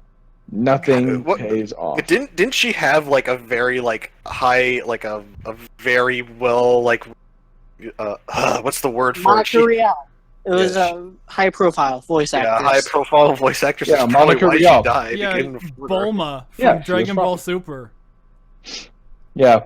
Also, the Sue frog girl Oswee from from My Hero Academia. Yeah, Frog I'm Girl. sure Salk would point that. I'm pointing that one out because I'm sure Salk would want me to. He did on the podcast, remember? I Yeah, didn't that was, even realize that. yeah. The more you know. Well, I you're also- still relatively new You guys to still hearing me okay? Or... Hero Academia. Yeah, Mm-hmm. yeah. Oh gosh. Okay. We're gonna It move was on really to. just an introduction. Yeah. Yeah, the Stray was just an introduction for For Sun and Penny. Yeah. And Weiss's racist tirade. My favorite That scene in got the world. forgotten about in the next episode. Yeah. Shit. Yeah. It's like the Stray should have happened before Badge and the Burden. It just should have. If the Stray happened before Badge and the Burden, everything would have been fine. Yeah, that's If that was the angle they were gonna go with it, then yes. Yeah. What was it about Miles and timelines and everything? I kind of like the order we idea present that- the events. It doesn't matter. All it does is make plot holes. I don't know. I kind of like the idea that Badge and the Burden at the end, Weiss was kind of giving a hollow apology. Nah, I guess. I don't See, know. I don't like that. I don't like all the apologies. That was part of the problem. Like, Yeah. Because the whole thing, what made Weiss great was that essentially in Volume 4, starting really in Volume 3, and then especially in Volume 4, it's like, nah, you kind of were a selfish prick, and you're just, running away from Daddy, so you need to grow up. So they kind of just erased all the times where she, apologized. They just said, no, you were kind of shitty. Here's how you need to fix yourself. You need to be more selfless. You need to grow up. And she does. And that's what makes Weiss a good character. And then she actually is being helpful to people, like in Alone Together, for example, which, of course, that was it. By association, it fucked up a bunch of shit. But that scene, Weiss is an amazing character in that scene. So all this fake apologies are actually would be detrimental. So I don't like them at all. So just a slight disagreement there, I guess. Yeah, I mean, my entire ranking for Badge of the Burden is based on that apology being genuine. So, Yeah. Oh man. So are we done with the Stray or moving on to? Yeah, next is painting the town. why? Oh, I want to bring up. I want to mention something about Dread in the Air too. Also, I remember us fawning over this episode because the Grimm actually looked like a threat simply because people were dying on screen. No, painting. No, that's no, not painting the town. No, Dread in the Air. Dread in the Air. Oh, Dread in the Air. Oh yeah, We're Dread in the Air. long past that. That's true. That's a good point. That was like one of the There's- first times yeah, there's a Grimm few killed episodes. someone. That was the only time Grimm was on screen for Volume 5. Unless you count the Grimm thing that Salem used as a phone.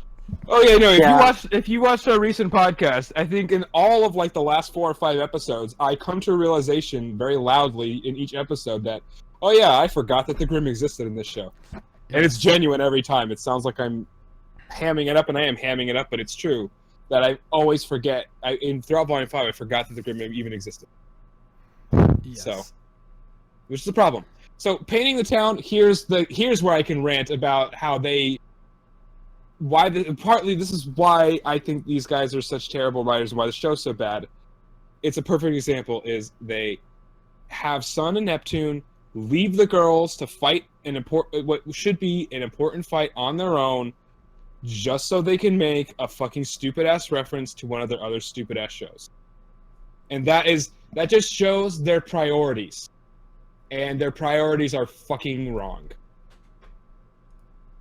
Like you're hurting the characters of these people because otherwise Sun is supposed to be shown as a very loyal friend.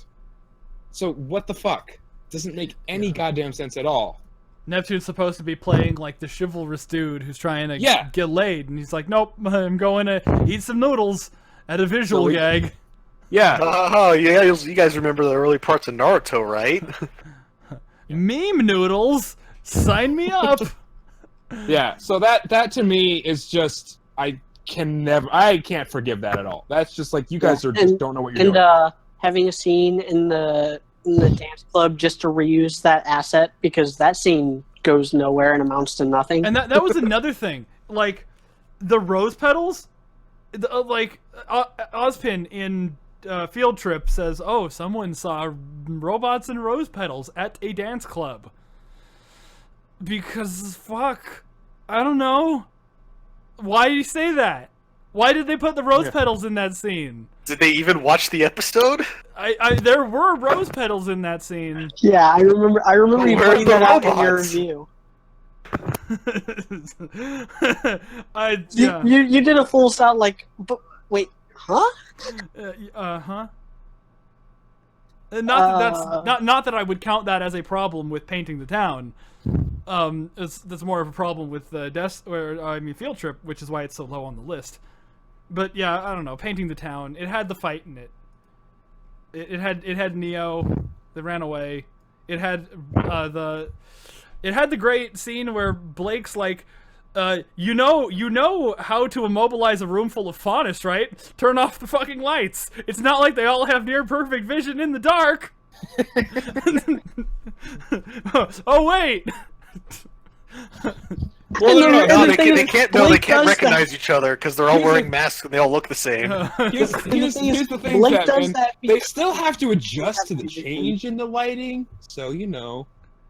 That's the best point I've ever heard in defense of anything about RWBY.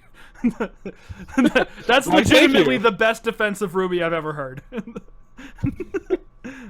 I'm on a roll today, man. And how about when Torchwick just busts out and like tramples through this like crowd of faunists shoulder to shoulder? like he just busts through there and is like, wait a second. How'd he run through that crowd? There's a lot of squished faunists in that room. Yeah. I was trying to recruit these people. This recruitment drive might not go so well next time. Yeah. How do you go negative on a recruitment drive? Just stay there, guys. I'll be back to recruit later. I just need to kill 2 of your kind real quick. Yes. and then I have to go be camp for a little bit longer. Deary, And the then I'll female be back. deer faunus has antlers. Oh god, there's a shitty little fan fiction where it's like Deary was like, "Oh, I'm going to summer camp," but instead of like going on like to a normal summer camp, she hops on the bus to join off the White Fang, and she's like, "Why am I even here?" She's the one who says, "Get the human" in No Breaks. Yeah.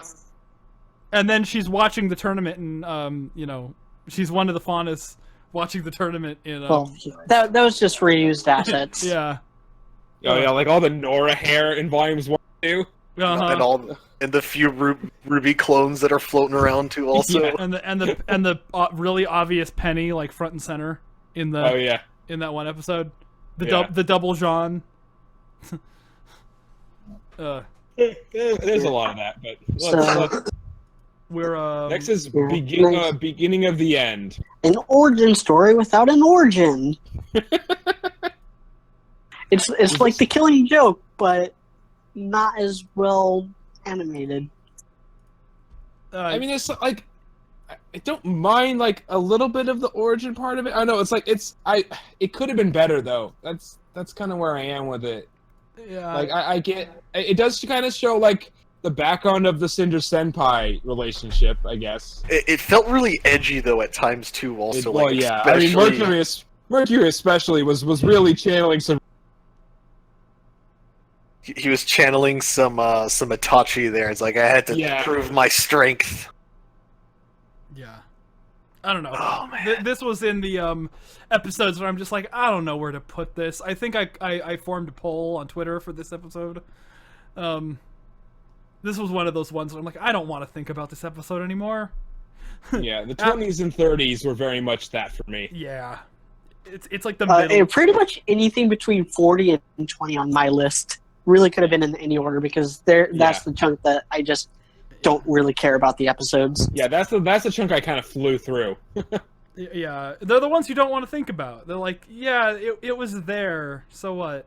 Cinder, this did have the problem of Crow not recognizing them, even though, like, he clearly was watching them show up. Like, he was watching them before Emerald noticed he was there. Yeah, that's one of the things where, like, they write something, and then partway through animation, they change it. Mm-hmm.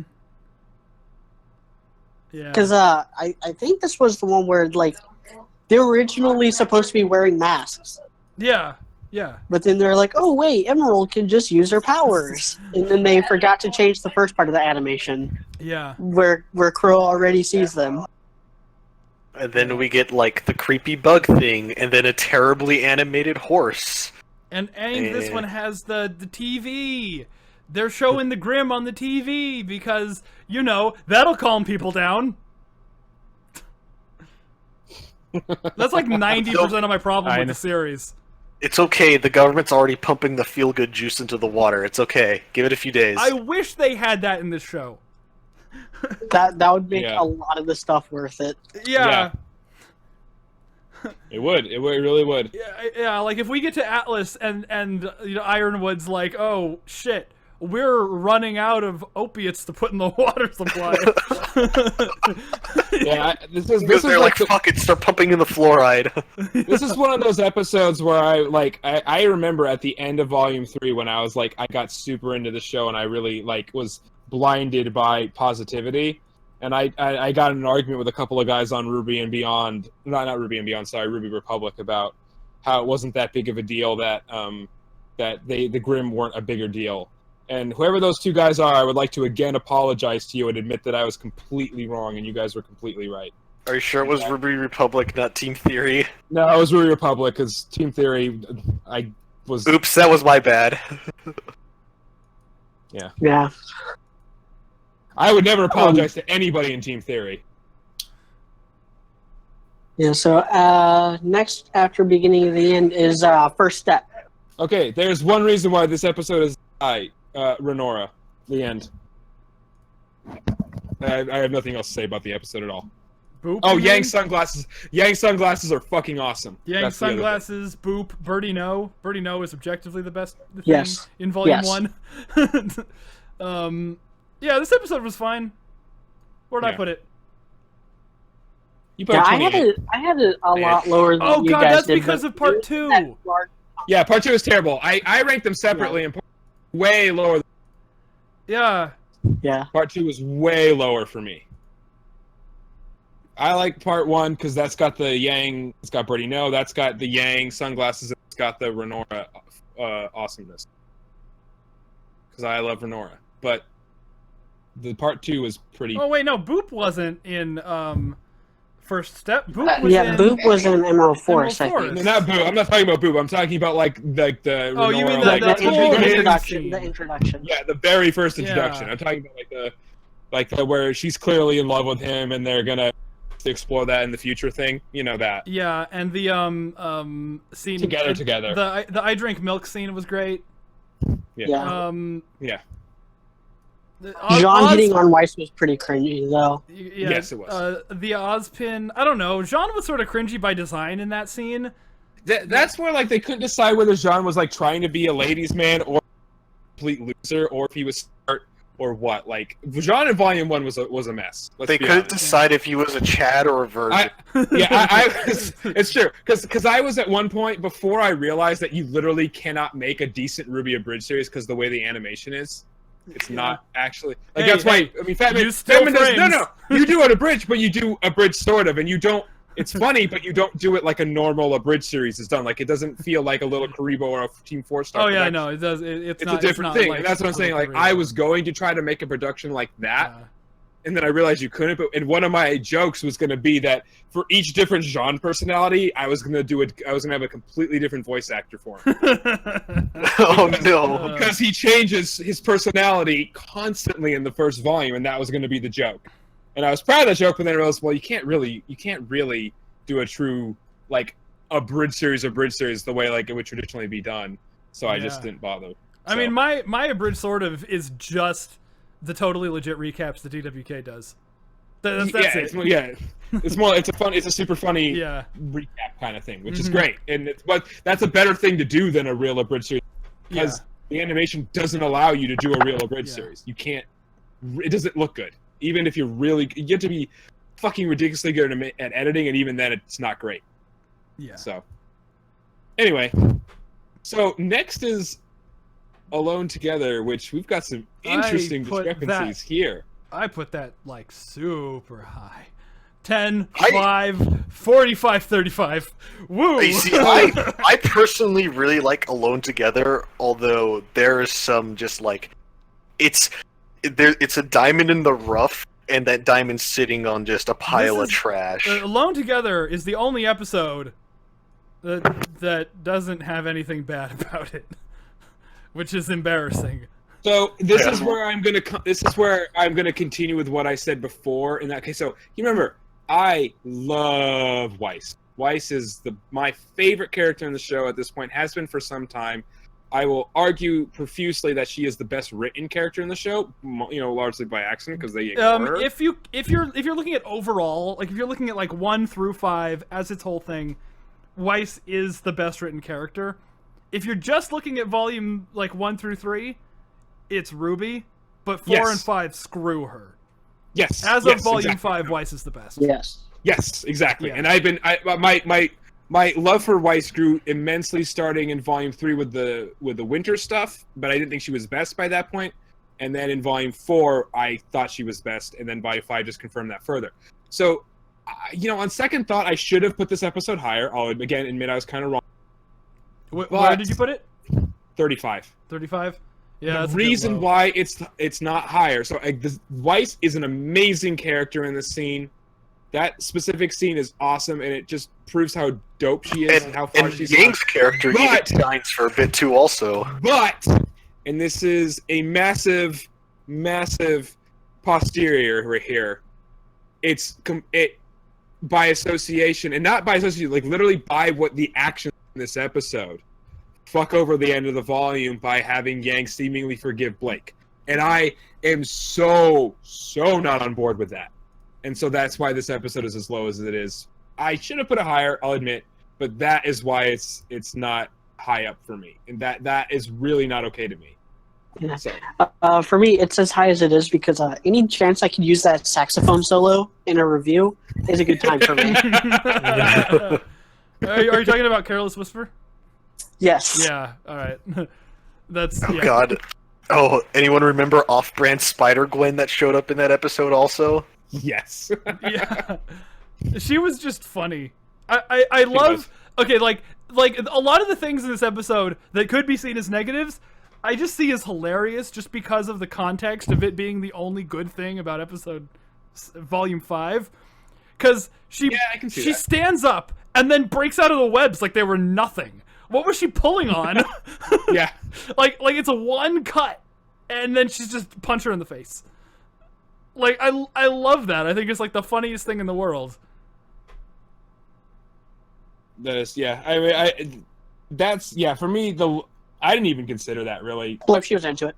yeah, that's it. She was into it. She likes the bondage. For me, it's the whole because I remember discussing this when we actually did the original review of this one, and I was like, man, Weiss is so amazing in this scene. It's gonna fuck over the whole Blake and Yang thing, isn't it? And then it did, and that's why I don't like it. So. Yeah. Okay. Yeah.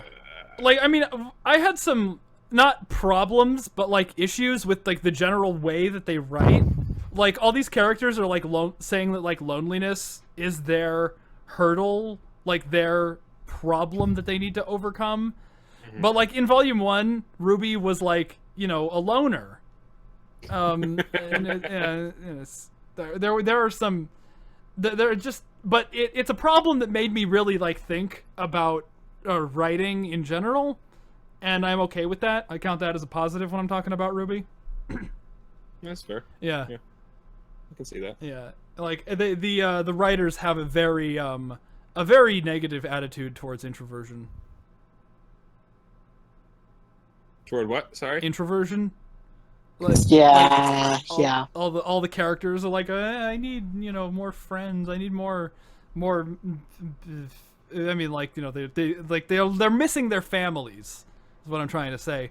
But still, like counting loneliness is inherently a bad thing. It kind of shows off that certain attitude, especially because it's all of the characters. Was that a record scratch? No. It sounded like something. It did kind of sound like a record scratch. But I believe next is the last episode of Volume 5 we'll be talking about, Welcome to Haven. Really? Where Yeah. The rankings all over the place here. Not as all over the place as the last one. No, the way last more one all was way more all over the place. This one's like, yeah. I mean, yeah. This one's 15, mildly 16. in different places now. It's more consistent. This was the one that gave me hope. Like, I think it was one of the ones that kind of gave me hope for thinking that there's going to be a decent setup for this volume. Oh boy. How my hopes were dashed. Yeah, after at the end of Volume 4, it was just all downhill from there. Like they retcon a couple things in the beginning, but Nora's funny and cute, which gave me hope for Renora. Again, my hopes were fucking dashed again. Lionheart's voice actor sells it super hard. Yep. Lionheart's voice actor seems amazing. All that stuff seems interesting. It does have the issue of the Belladonnas talking about a meeting that we should have seen. Typical Blake plotlines being garbage, but it wasn't as offensive as they managed to fit everyone in. The they Weiss, managed to fit all the relevant characters without into this episode. the Weiss scene was solid gold. Yeah, Ruby being motivational and actually kind of a team leader for the first time in a very, very long time. Jean getting super upset that And for Cinder the last stole his time. gimmick. Yeah. I'm the one who snuck in on Forged Strange scripts. That bitch. John, whatever you send in your manuscript in crayon, it really doesn't help. I mean, I love that they're drawing that comparison between Jean and the fucking bad guys. He did the exact same thing they did. It's really, there are no good guys in RWBY. They reused the Stinger scene from the end of Volume 4, which was Yeah, fun. there was a couple things that really made me unhappy with this episode, especially since I am one of those suckers that paid to see it in theaters. Oh, I was too. I'll be I was honest, too. I did enjoy watching it in theaters. The last 4 episodes. I didn't. I think I did actually enjoy it. I think I remember saying that I enjoyed it. But I was also pretty drunk too whenever I was watching it. yeah. Like all the 2D painted backgrounds and Yeah. Oh, that was Yeah. bad. Yeah, no, I'm not going to deny that that was bad, because it was. RWBY storming in after reading her comics, like that was a little bit of a weird, like, line. Like she was like, Yeah, it's not something they've, like, really discussed yeah, previously, so why are they discussing it? I don't know. That's like, oh, let's give her some more personality on the side, like, that she needs to have. that's like, I mean, I don't want to call that a problem, but it's like that. It was weird. It is weird. I would call it a problem, because to me it's like they're just trying to shoehorn in character, you know? Like, they go, we need to have that. People called RWBY, one-dimensional. Wait, let's have some character. Yeah. So that's kind of the way I interpret that, and that's why I don't really dig it. Yes. Shining. next one is Shining Beacon. Now, Shining Beacon Part 1 would have been my number 3 episode if I was allowed to separate it from Part 2. Because Part 2 is garbage. Oh my god, it's so bad. It's just the worst. I really liked the beginning when RWBY was saying that, like going over everyone's weapons, and they did the stupid chibi thing. Like, that was, like, amazing. That was, did, like... I remember seeing that, live when it came out. And I'm like, episode 1 was a bit of a miss, but this was alright. And then, like, Yang running away to, like, just leave her at the entrance to the school. The other characters, even though I'm like, yeah, okay, they have to introduce these characters because it's the introduction, I was fine with that. But then when Jean showed up, and they had that talk, Jean talking to RWBY about all the stuff, him being like, oh yeah, ladies love it, or at least I hope they will. The sword, I can make it smaller if I don't want to carry it, but doesn't it still weigh the same? Like, everything that Jean and RWBY said was like the best chemistry of like any two characters in the show. Extremely adorable. Large reason why I am Lancaster trash. I mean, if you're Lancaster trash for that reason alone, it's not that reason alone, but that's a big reason. Yeah. If and I probably rate the episode a little bit lower because, so I don't go goo over that scene as much as other people do, which is not saying it's not a good scene, but. Yeah. Also, again, for me, that by association thing kicks in again, where that scene with Jean is great, but then there's Jean's multiple personality issue, which to me diminishes that scene. And I can understand why for other people it doesn't, but for me, I can't help but see it in a lower, with a lower opinion as a result of that. That's just me. Shining Beacon still... Part 2, on the other hand, you want to rip into that one? Yeah, that was. I think Shining Beacon Part 2 would fall into the meh category for me. At this point, it would.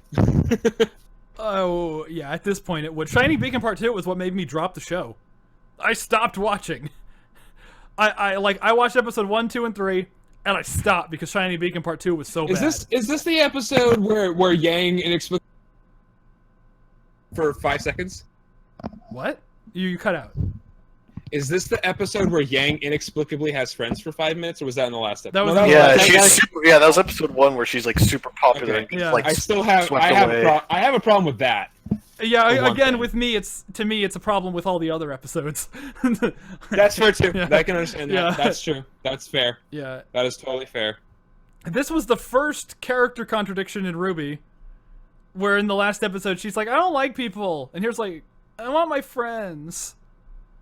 They had the whole Ozpin scene where Yang is like, he doesn't even seem like he's here right now. Okay. Whatever that means. Yeah, where am I going to meet another quirky girl? That was bad. Oh yeah, where am I going to meet? And then they just like Like Cuts to Pyrrha just Yeah. standing Stalker there. Pyrrha just being there. Yeah. Oh god, Stalker Pyrrha was a fucking hot meme during the fucking early days of RWBY. It really was. Yang being into the boys, and then like Jean walking up, who's like not less fit than the rest of them. I know, right? He's just wearing a onesie. This is the only. This is Yeah. what my mom packed me. It's what I'm gonna wear. Yeah. And then the whole scene with Blake and Yang getting Sundere tension for shippers. That's when I dropped the show. I just turned it off, and I left a comment. I left like a really shitty comment on that episode on the Rooster Teeth site, where I was like, "Oh, this show is awful. This was bad." And then after episode 8, somebody, I don't know who, I can't find that comment again. I was looking for it, but somebody went to my comment that I left on Shining Beacon Part 2, saying I was dropping the show, and they said, "No, you got to give it a second chance." Somebody I don't know, they left a comment telling me to go watch up to episode 8, and I did, and now I'm here.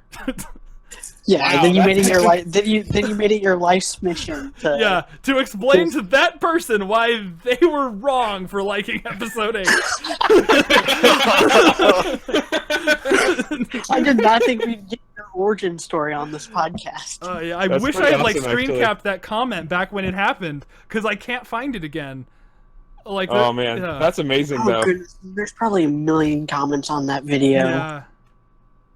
But yeah, that's my origin story. This is the exclusive, the hot take. Fuck, we did all of our origin stories the freaking last podcast. Yeah, we did. Oh, So boy. after Shining Beacon, we got Taking Control, which is an episode I have way lower than you guys do. Which season was that in? Volume 4, episode 11. Oh. Yeah. Oh yeah. Oh wait. Yeah. Volume 4, episode 11. Why do you have it so low? Yeah, why do you have that one so low? It's great. Okay, so a lot of it was running off the high of the previous 2 episodes, Yeah, which the I previous had 2 episodes are pretty enjoyed awesome. quite a bit. But the Yang scene was alright. The Cinder scene didn't end up going anywhere anyway. I love the Cinder scene. I love the Tyrion Yeah. part of the Cinder scene. Yeah, I like that part of the episode, and I like the little bit of Ren that we get, even though it's only like 30 seconds of the episode is Ren. Yeah. But I don't like that white scene. I don't like That why did she walk past her father's office? Couldn't she go around? Why didn't she go the same way? Freaking Clyde. Why not like another random secret tunnel? Oh, yeah. Yeah, Is it? go take her to the exit to the secret tunnel that Klein took to get to that secret tunnel. Secret tunnel. Yeah, but at the same time, they had to hear that. I mean, Yeah, the world's loudest high heels in the history of the universe.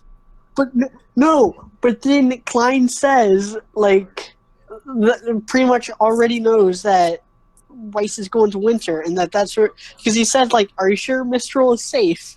oh, he did? Yeah, I should he put said this something episode along He lower. said something along those lines. I want to drop this episode down a point or two.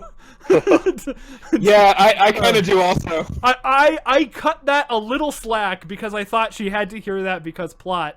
Turns out she didn't have to hear that because plot. This episode lost 2 points for me. Yeah, I mean, And then points for me too, but I do. So there's stuff I do like in this episode, though. I like that people are actually also the and fact going that they skip the fact that they skip Ozpin convincing Oscar to go on his journey. They Oh just god, that is skip criminal. right over that. Yeah, yeah, we know how terrible that is. The reasons why I do like this episode, though, if I can just play a little bit of devil's advocate, even though you're making great points, the fact that people are actually leaving, things are actually kind of moving forward, and the characters are taking the actions that they need to take. I think that's important. Sun correcting Blake, even though it ends up doing nothing because she's still a fucking retard. But The only at tolerable least- Blake scene in the entire show. yeah, it's the only tolerable Blake scene in the entire show because Sun tells her she's a fucking dumbass. Yeah. but at least that happened, so I like that about the episode. Yes. And you know, Ren and Nora being adorable, and Nora telling Ren she wants the dick, and you know he should have just given it to her, but you know the whole I have you here, don't I? Come on, Ren, take a fucking hint. They should have fucked in that cave and let They should have fucked in the cave. John and RWBY get eaten by the fucking Nuck. Can we just point out they're 18 years old, they've been together the whole time, they're both good-looking people. They fucked. They like, definitely should. I mean, I can understand them not. Like, I can just understand that being, like, something that they would never consider. Since they were together, I mean, they had to be, like, 8 when they met, right? Yeah, they were, like, 8. But here's the thing. Nora's clearly in love with him. So it's not like they can't ever be friends. Like, Nora's way too... Yeah, but Ren is too, like... I mean, I can understand it not having happened up until now. Yeah, I can understand not having happened up until now, but it's gotta happen now. If they don't fuck in season 6... If they don't fuck on the boat ride to Atlas, Lord. they're gonna be in like a little airship, like the Captain Guy's cargo ship. Yeah, and they're just gonna like fuck in the hold. I've been saying this, I think, definitely since Volume 4, pretty early on, and possibly even since Volume 3. I don't remember. I think Volume 4 though. Them having a kid pretty young would actually be interesting as fuck to me. I'm just saying. I really think it's a possibility given the like what they've set up in the show, that most of the parents seem to be pretty young in this show. And people, which makes sense how often it would make sense with how much people are dying and everything. That would actually make sense. Yeah, it would actually be pretty interesting and add a lot of maturity that is much needed in the show. And I would love to see that. I just would love to fucking see that. It'd be amazing. One of my other shitty headcanons for this series is that since most, like, the majority of the teams, like 50% of them are all like half male, half female, all the huntsman academies are just practicing eugenics, trying to breed better huntsmen and huntswomen. Oh, that would be amazing. That would be amazing. Well, this is something I was gonna bring up in my fanfic, but I didn't write it. Was like was like a joke where it's like the government funds like dating sites and stuff so that it helps to get people together. Like taxpayer dollars are going into it. Like all sorts of stupid little stuff that just headcanons that I've come up with. Huntsmatch.com. Meet your hero today.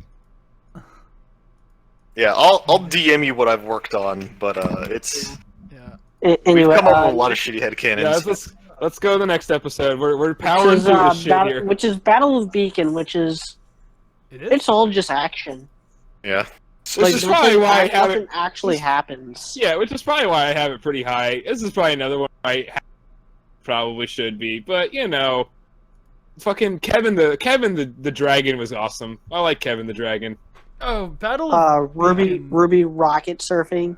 Yeah. The Battle of Beacon, it has the Ironwood being a badass, it has RWBY rocket surfing.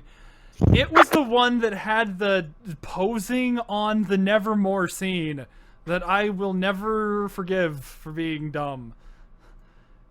It has the robots like shooting at nothing. Oh yeah, that's right. I remember that. Yeah, like that's like the opening shot of this like intense episode, and it's just robots like pointing their guns like up into the middle distance when there's like bears on the floor. And then we have like the cool little bit of like Ooblik and Porter just sitting there. It's like time to take bets. Or was that episode? No, it was this episode. But then a minute later, they're all gone and all the Griffins are gone, and you're just like, wait, what? Yeah, are they that good? The whole like getting Pyrrha like back together, like getting Pyrrha's like shit together scene. I hated that. I hate whenever they don't stab a incapacitated Grimm or any enemy. But Ironwood they is did badass. that in Players and Pieces too. And RWBY rocket surfing is a badass.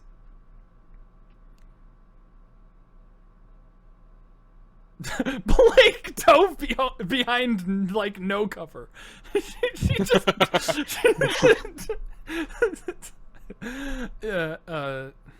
get down. Get behind. No, you need to get down behind cover. They didn't teach me that in White Fang school.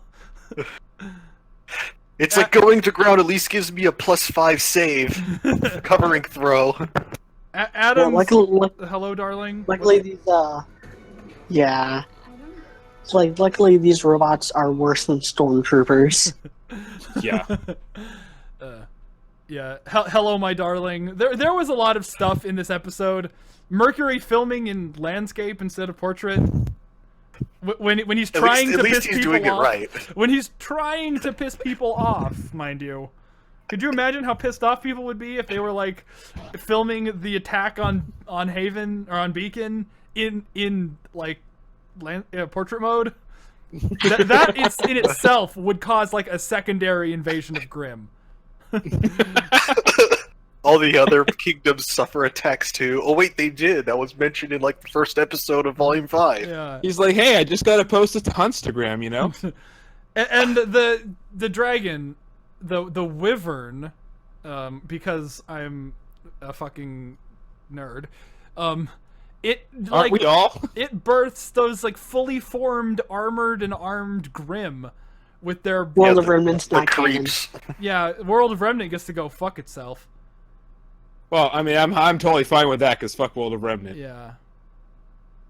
That was the best thing about Volume 5 was there's no World of Remnants. Oh, that is actually surprisingly true. Yeah, surprisingly, there's a good thing about Volume 5, and it's the no World of Remnant part. Yes. Alright, so should we go to the next one? I guess. Yeah, Welcome to welcome Beacon. to Beacon. No, why is this higher? Because I Well, it's not- vote for the orgy scene. I guess they did the world building scene, yeah. Well, Yeah. they did. This episode did some okay stuff. With the world, oh god, there's Yeah, a part of me I where like people the are world- still theorizing that like, oh, this was just the whole plot for the entire like series that was just laid out in front of us. There's a small part of me. It's like I kind of want this to actually be the case. I like the world building, and I liked the. I'll still never stop loving the moment where Neptune says, "Isn't this a library?" And Ren goes, "Thank you." That's still funny to me. It makes me rank this episode a little bit higher. But I do like the world building part of it. Like that's a clever idea, and it's something that I wish was a kind of thing they'd implement more. And it kind of makes you wish that they did more of the teaching scenes where they actually do world building in the teaching scenes, Yeah. stuff like that.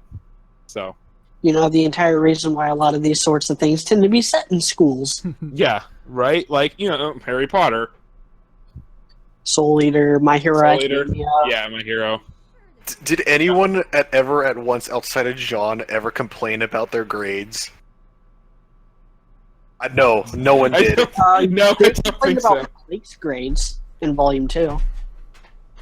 Yeah, that's right. I They, forgot. they talk about her grades have been suffering since she started obsessing over Torchwick. Yeah, it's so superficially school related. Yeah. It shouldn't have been school related. Beacon shouldn't have been a school. Beacon should be like A training academy kind of like yeah, more of a- like a trade school where they go there, they get teamed up and then they go on missions. Like it should be like I don't know, like the Peace Corps or something, where it's like people sign up and then they go and like do helpful things as like their like service.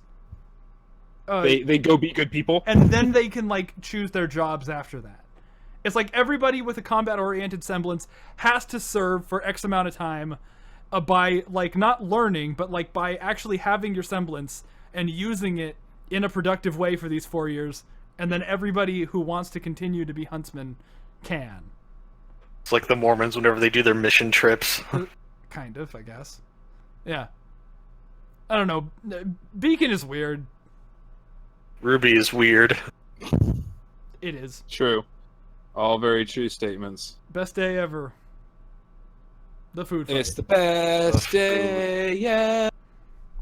Yeah, basically just food fight and then a tuxin.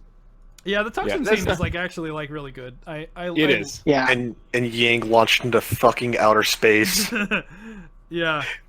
This episode is goofy or silly, however you want to describe it. They cut there's they no- cut between the really intense Tuxin scene and then the really goofy food fight scene.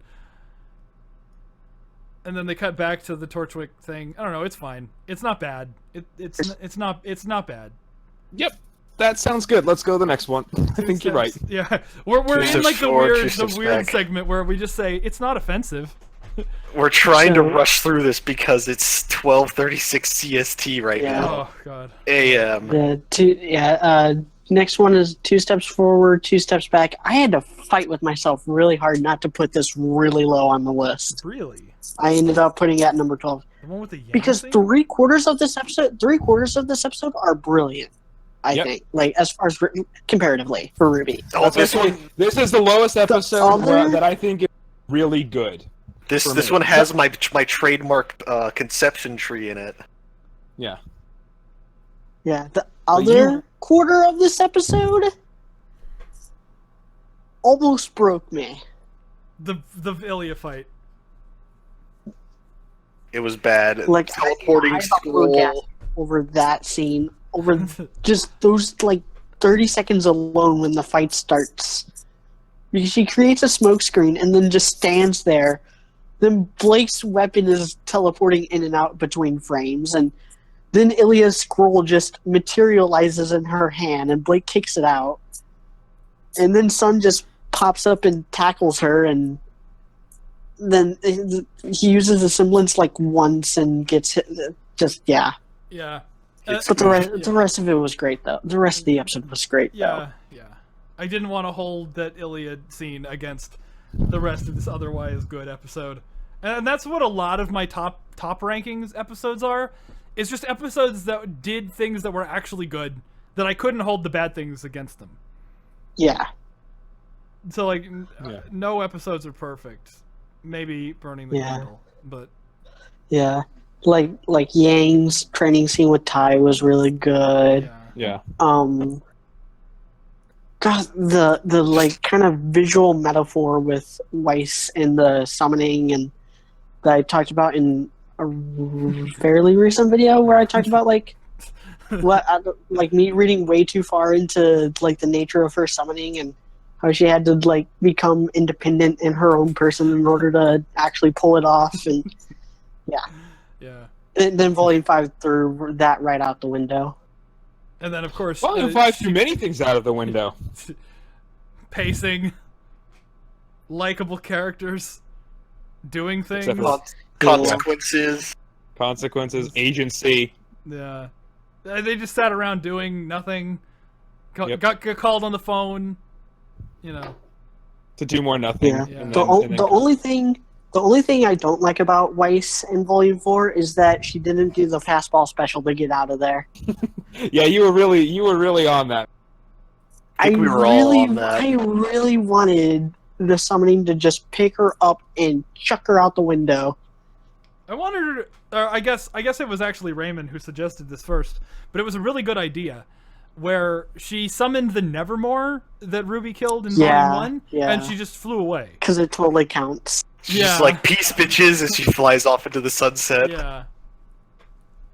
You know, as far as like, you know, bad things, like little bad things, like how she closed the curtains, and now she's practicing next to the open curtains. She moved the Yeah. bed out of the way, but the bed is like nowhere near where she's practicing. Yeah.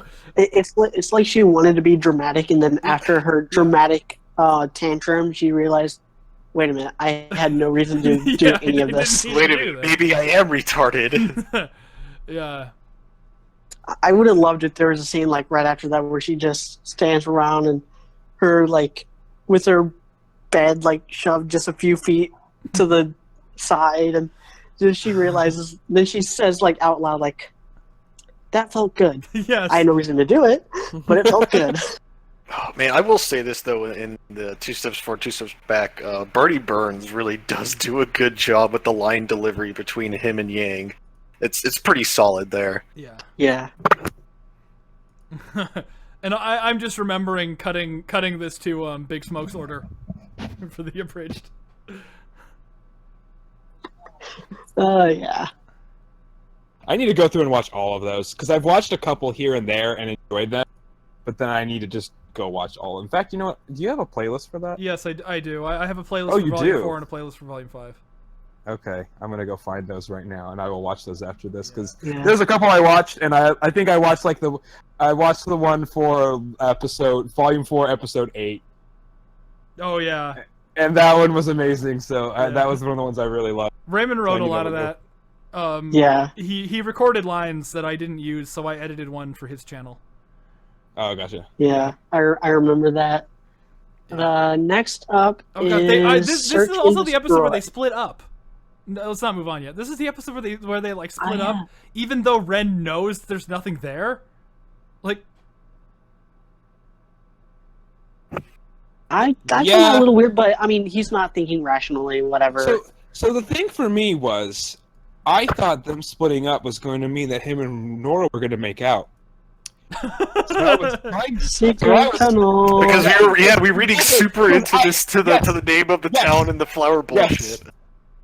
they It made should've- sense though. It did make sense.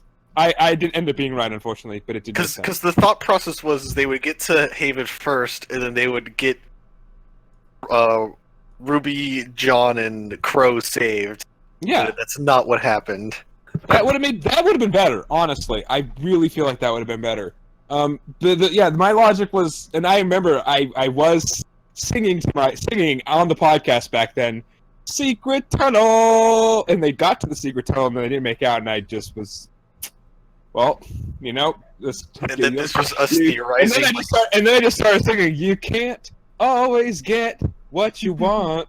And we were also theorizing how like the new Clave Grim was like intelligent because it Yeah. kept trophies and other shit. Oh, Yeah, but anyway, my point was that I was because of them splitting up because I thought it was going to lead to them making out, and then it didn't. So I wasn't okay with them splitting up anymore, and it didn't really make much sense. So Yeah. I don't know. If they just split up to make out and they let Ruby and Jean just take Crow down a dead end path, I would have been like, that was kind of not cool, guys. Kind of not cool. it was hot, but it wasn't cool. Yeah. Okay, now we can move on. Let's go to Yeah, search. and next is Search and Destroy, where Surprisingly good episode in season 2. Yeah. Surprisingly funny all around. Yeah. and- Okay. So this is the one where I mixed it up with the one after it. Sorry, because again, I don't really watch yeah. the older episodes individually. And again, it's another one of those things where like Yeah. So if I had remembered that, I would have put it up probably around maybe 16 at the lowest instead. So this is a pretty solid episode. Yes. This is where they Oobleck grilling them. Isn't this the episode 2 where Ruby says like, "Let's kill it," just really quickly? Yeah. yeah, That's a great yeah, character moment. with the Goliath. I love that character moment. And again, I love the moment with Oobleck shortly after that, and this is just totally me personally because like he gives his motivation for wanting to become a teacher, and as someone who is getting his degree in elementary education, I totally feel for that moment. Yes. That's. Yeah, that's really the only reason why I have it as high as I do. Yeah. I just enjoy the comedy. Yeah. Joel is great. Oobleck's comedy lines are great. The split way screening he- is cool. Like, I mean, a lot of people Yeah, don't it like adds that. it but adds a different visual. It Yeah. makes that fight scene look different than all the other. Let's just squash a bunch of grim drones. Yeah. Yeah, I like that. I thought that was cool. And again, just mixing it up with the previous episode, I'm really fucking that up. Sorry. Oobleck, Yeah. Oobleck telling the world of Remnant to go fuck itself. Well, Pretty that's always a good thing. Yeah. Oh, speaking of a world of So- remnant and being somewhat relative, no safe haven whenever the gang Team Ranger was saved by the Forest Service. Oh. Yeah, I liked No Safe Haven because, well, you know me, that Renora moment was amazing. Oh my god, Sam Ireland fucking killing it. That line was so well delivered. I and had also- yeah.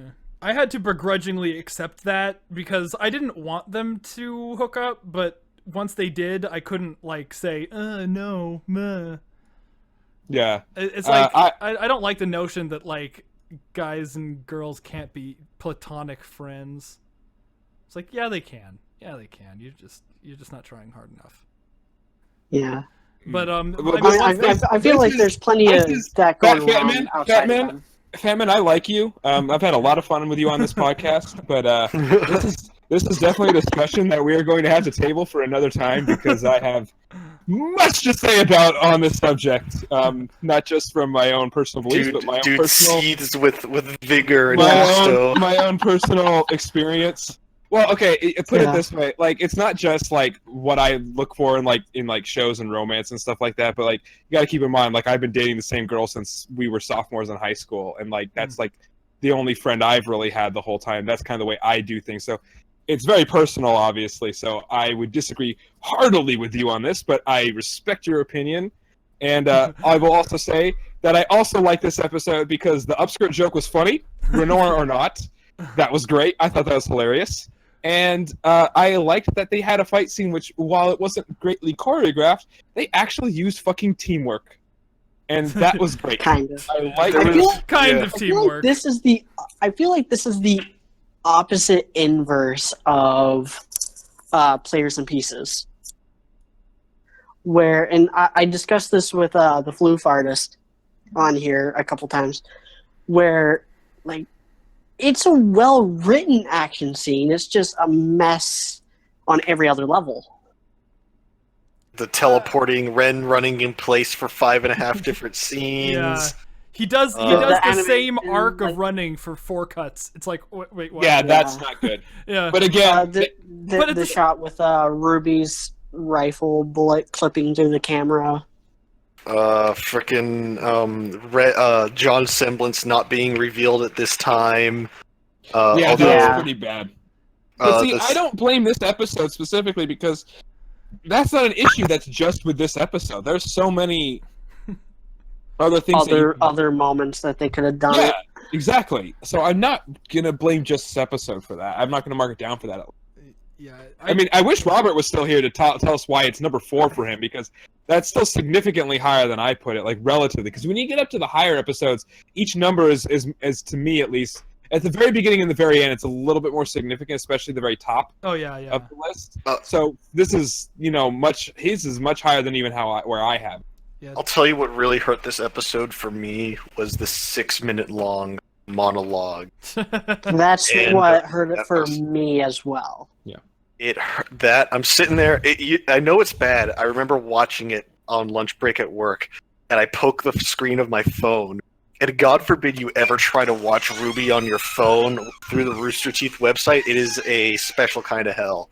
Well, they got the new site. They got the new site now, so hopefully they fixed it. Oh, it was that. That was bad. Yeah, and I got softer on that monologue too, also, and then we now all kind of did actually. And I'm like, eh. We all did for a while. We all got a little softer on it for a while. I don't think my opinion of it ever really changed. Yours didn't, but I think the rest of ours did for a bit. Ren's knife pissed me off. Oh yeah, the knife wasn't great. Like he just pulls that knife out of nowhere and then just slaughters with it.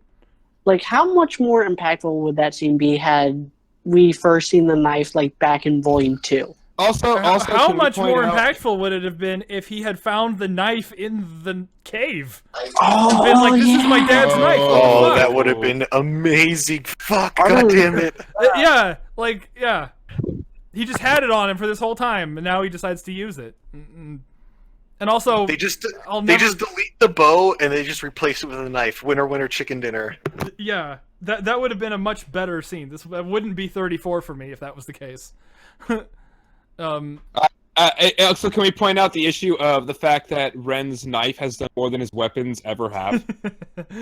That's Ren's why weapon needs a serious upgrade. Yeah, he needs an upgrade so bad. To me. Yeah.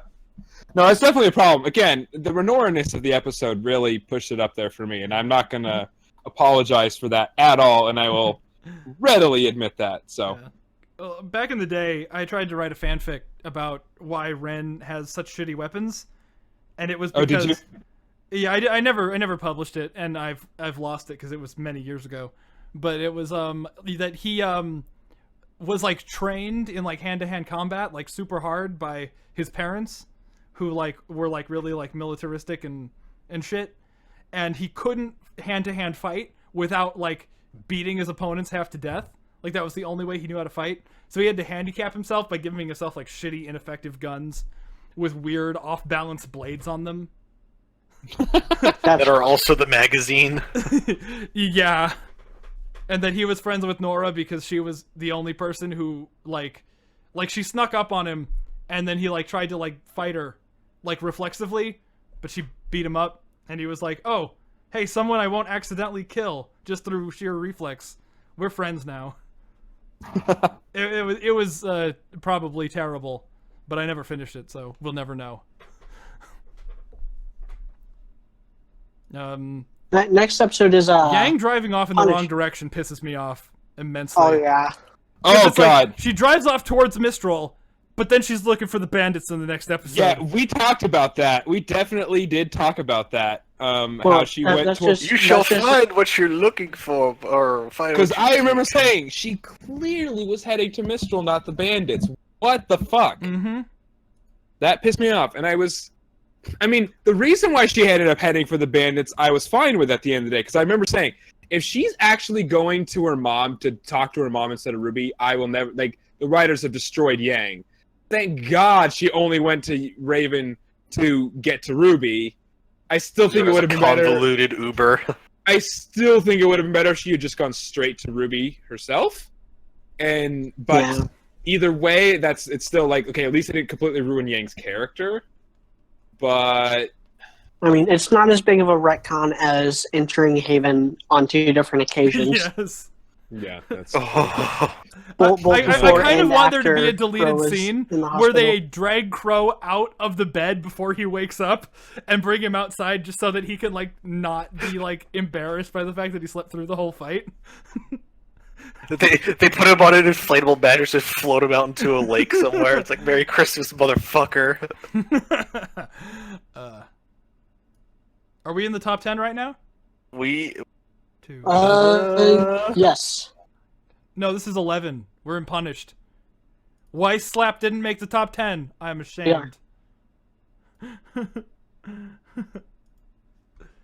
where Hmm. are we? We're Punished. Yeah, we're on punished. Yes. Punished We've Weiss. got, Weiss. Crow versus Tyrion, and then Weiss getting slapped. Yeah. The Oscar scene where he's like, "Get out of my head." Okay, well, here's the thing, guys. All of us that are here right now rank this in the top 10. Only Robert didn't. So we can kind of treat it as if it's pretty high up, because Yeah. Media has it at 7, Fatman has it at 10, and I have it at 9. Yeah. Which is actually pretty damn consistent. So, Yeah. Mhm. and yeah, I mean, it's a fucking Weiss episode. Yeah. Of course, it's It's of course it's it's a Weiss amazing. episode that like ends with one of the best fights in the volume. yeah. Or, I mean, one of the This best is fights in the Tyrion. show, probably. This is the Tyrion fight, yeah, Yeah. which is one of Yeah. the best fights the show's ever had. Falls apart at the end, though. I Yeah. agreed. Yeah. The house literally falls apart. Yes. It falls apart at the exact same rate that the house does. Extremely quickly. Yeah. And then after having not hit each other at all, both of their auras are depleted. Are depleted completely. Yeah. They're gassed. Yeah. Or who knows, maybe Tyrion landed in like a pitchfork and all the farm utensils inside that building. Yeah, maybe. Well, then they both did. True. Yeah. But ultimately, I don't think anybody... Robert's not here to talk about why he didn't like it so much. I know, I'm surprised, because I thought he also liked Weiss and agreed in general about this. I mean, of course we're ignoring the fact that Ostard is in this episode, but, fuck Ostard. Which Um, hold on, let me listen to which scene this is. Yeah, it's the get out of my head one. Yeah, Weiss being, when the whole thing of her being disinherited, that's such a great trigger, and I love that part. And I don't mean trigger as in the way people look at meme trigger. I love the It I love triggers the a lot. idea. Yeah, it's great. I Yeah. love that. It's it's one of the it's on the Weiss actual character not development, but the character progression arc for Weiss, and that whole arc is amazing, and this is part of it, so it's good. basically. Yeah, And I like the and the Tyrion fight. I mean, come on. Yeah, That's yeah. two awesome things. I love the idea that the only reason why she was putting up with her father up to that point was because she really wanted to inherit the company and then Yeah. run it the way her grandfather did, where he was also kind of a huntsman and a businessman. Mm-hmm. Like, I like that idea, and then once she loses that, then she has no reason to stay in Atlas. Yeah. Yeah, and yeah, I don't even remember what Oscar does in this episode. I think what was Yeah, it? it's the get out of my head. What was the thing that Fat Man said that like made me realize I'm gonna like Fat Man was when he's like on this podcast was when he said like anytime Oscar's on screen or something he's a fucking idiot or some shit. Like you said something along those lines, I think, right? Mhm. Oh, it was at And the I was end of my like- Volume 4 review where I was like, Oscar, shit, I didn't say anything about Oscar. Oh yeah, that's right, yeah, Yeah, that it was Yeah. just completely omitted. yeah, Yeah. yes, that, yes, Yeah. yes, that was amazing. I forgot to talk about Oscar. And Yeah. I was like, glorious. Somebody understands because here's the thing. There's a guy that keeps arguing with me on RWBY, and a few people that argue that Oscar's a good character, and I've been saying he was gonna be shit, would never improve since early on in Volume 4, and I was right. And you doing that was just like, somebody gets it. Oh yeah. I loved that. That was my favorite part of the script writing process for that review. Yeah. She's like, oh shit, So next, I didn't talk about Oscar. So, so next episode is Remembrance, which is also Weiss centric. Yes, it is. This is the Man, one that it- spawned my entire series of Abridged Sort of the 6 Yep. to 8 months thing, which turns out they retconned anyway because they never actually established it. They just said it offhandedly in a panel. Turns out that they were wrong.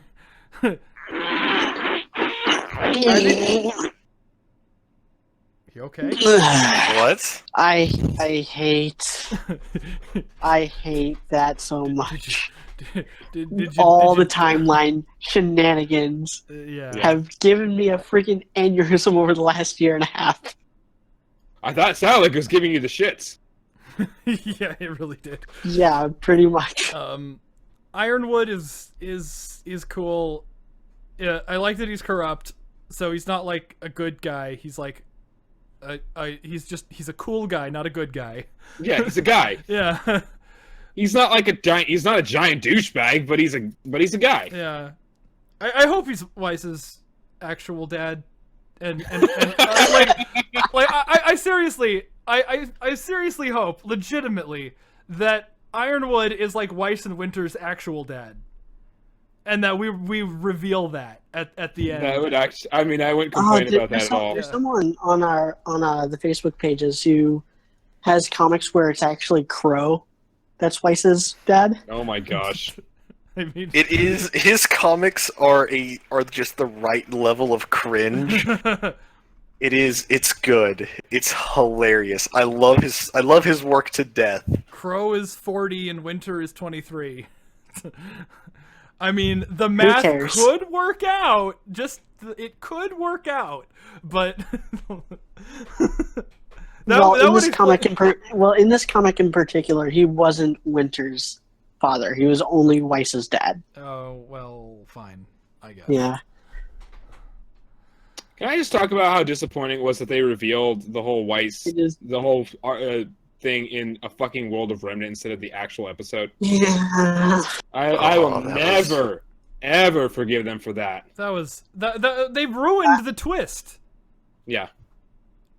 I remember in your reaction, McNeil was like praising that scene, and you were like, you had to burst his bubble by being like, "Yeah, they showed that in World of Remnant last week." because he specifically was like, doesn't watch "What?" World of Remnants. Oh yeah, I remember watching that because media, because I was complaining about it, and then I watched it and I was like, "Yep, that pretty much sums up my reaction." But beforehand, Yeah, about that. yeah. That's just such a weird big bomb to To like drop waste. in an otherwise superfluous dumb spin-off series. Yeah. Yeah. It's like, why couldn't Weiss been looking at like a picture and then the butler is like just talk like reminisces about Fuck. Yeah, Or reveal it especially sooner, because the like reveal it with butler's- Winter in Volume 3. The butler's voice actor, he's somebody famous, right? J. Michael Tatum, I believe. Yeah, Scar yeah, from Full Metal Alchemist. yeah. He's a good actor. He could pull off something like that, like this reminiscent thing about old, Grandpa Old Schneed. Saint Nick.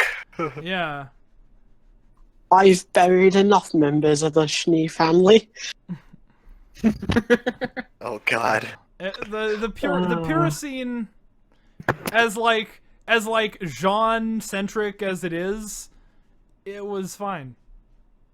Like I Yeah, don't it was begrudge fine. this episode I for liked being it. this high up the list. Yeah, I mean, I liked the episode definitely. I mean, all of the wife stuff in Volume 4, it's like automatically good. Yeah. And I know we should be more. Man, if it wasn't for the whole Renora issue, we'd be getting along well, right? Yeah. Yeah. So, I mean, So I next don't one dislike is- it. I just didn't want it to happen. No, I'm Yeah, more I joking get about you. that. No, And, yeah. I'm more joking about he's got a the character. fact that you hate Oscar. The fact that you hate Oscar and love Weiss That's- is actually at this point means a lot more to me than the Nora. than anything else. Yeah, Yeah. that's way more important. We can all band together in our appreciation of Weiss. Exactly. We can. Yeah. So that's what's more important. I just want to make it a joke about it because Yeah. for past podcasts, the whole Renora persona thing is something I've. Yeah. So next is End of the Beginning. Yes, the only genuinely satisfying finale in the show, I think. Yeah, Fatman has this fairly low though, so I'd actually like to hear about that. I was just not invested in Pura as a character. I pulled a lot of that. I pulled a lot of I that see. stuff about Pura out of my ass when I was writing the video. So okay, Well, so you did a really good job with it then. yeah, you're gonna be Oh completely God! honest. Whenever Pure fucking died, I had the biggest fucking shit-eating grin on my face because I was like, "Yep, it's happening now." It's like the show's actually gonna get good. Yeah, I was Yeah, I I was was a like, little well, that surprised that they had the balls expected. to actually kill her. I was happy about that, but I didn't like Yang's scene. It was like cringy. It was alright. it was okay. I think for me, and actually, I should have put this episode back down lower. But this was one of the episodes along, especially like just.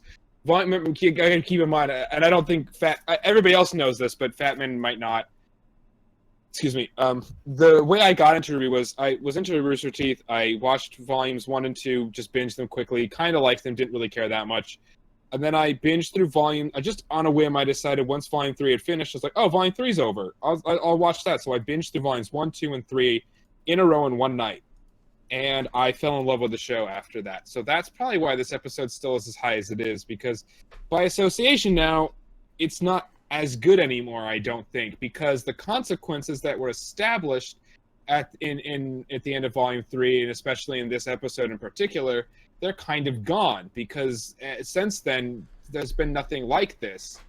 And the main characters just don't do anything, and they just get away with anything, and they can get away with whatever. So I love this episode for establishing that consequence, and it's interesting that you have it lower and I have it higher, because I didn't give a fuck about Pyrrha either. Yeah, But I liked it because I was like, hey, here's some consequence. They killed off a character that people like, but I didn't, so it's perfect. So there's consequence, but I didn't lose anything, basically. Yeah, So I guess that's a fair assessment. I didn't like. I mean, again, this is like bad by association, but Yeah, no, it is now. Yeah, so 4 episodes into volume 4, they're restoring Beacon to its former glory. yeah, After all of this, it amounted to 4 episodes of Beacon having not been on screen, and then everything's fine again. Like, Yeah, I still think that was like just a bad line. and since Family is a better episode, I have decided that it's a problem with End of the Beginning.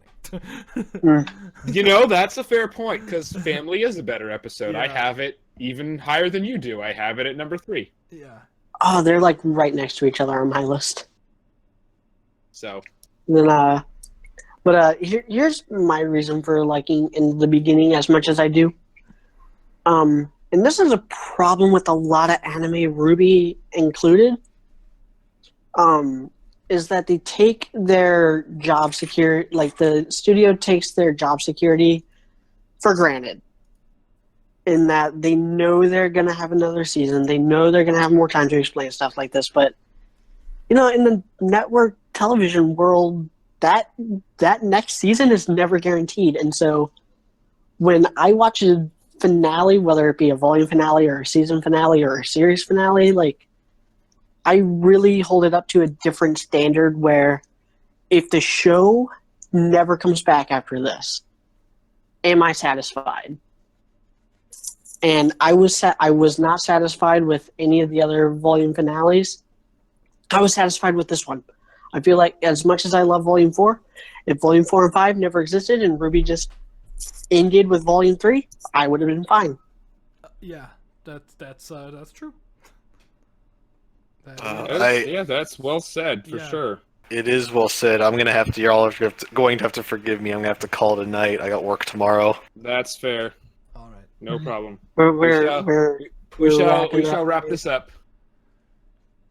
Yeah, Okay, next is Ruby Rose, the beginning of the series. The very first episode. The very first episode. So this is interesting. Okay, so now I'm the only in the top 10, which I find interesting because I thought I remember when talking to media about this and other people. And, Robert had it in the top 10 as well. He has but I said people number 5. that are still here, unfortunately. Okay, yeah.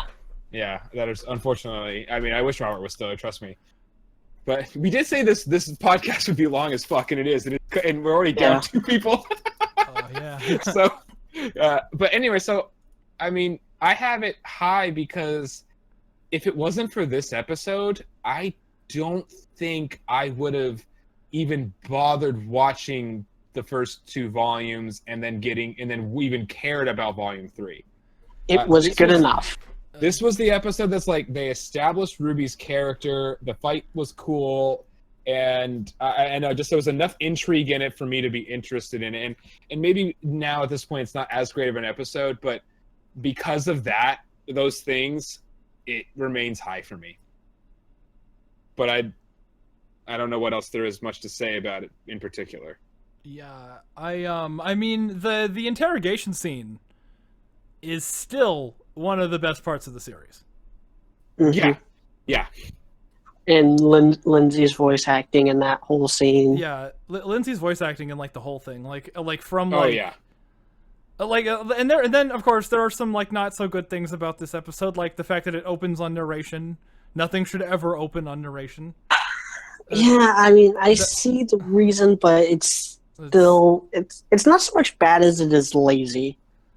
Yeah, if it hadn't been the narration, if it had just opened over silence and Torchwick walking to the shop, I would have been like, I mean, this definitely would have been in my top 10 if it had opened on silence with Torchwick walking into the shop. If Torchwick's, do you know how hard it is to find a dust shop open this late? Was the first line of the series. And then save the exposition dump for when they're actually in the school or whatever. Well, I mean, they didn't even need anything that was established in the narration.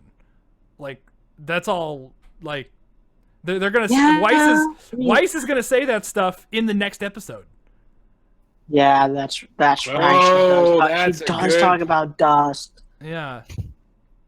Yeah. And then Pura talks about Grimm in like the episode after that. Yeah. Yang's terrible voice acting didn't even drag this episode that far down for me. Is solid. Well, she only had a few lines in this episode. Yeah. Towards the end. Normal Knees was like Normal Knees is something that wouldn't work in the show now. If like Lindsay like had her Volume 4 voice or Volume 3 voice even for Volume 1, this episode would be way worse. Yeah. Normal Knees. Can't even do it. Yeah. Can't even fucking do it. Yeah. This is all around a solid episode. Right. It started the show. I mean, when I watched this, I was like, I'm gonna keep watching this. And then when episode 2 came out, I'm like, I am still gonna watch this. And then when episode 3 came out, I was like, no. Yeah. Yeah. And then it went a little bit. Yeah. Yeah. This was also back in the time when I was pissed off that Ruby was like a little kid. Because I was like, ooh, red trailer, badass fighter chick. And then she was like a kid, a young kid going into fucking high school. It's like, But, like, I mean, going back now and, like, watching it, comparing it to, like, all the rest of the shit they've done with RWBY, I'm like, this is one of the best episodes. Yeah. Yeah. Yeah, I think it's a very good intro. Them getting that right kind of was, I think, helped make the show. Because if they hadn't gotten that one right, then Yeah.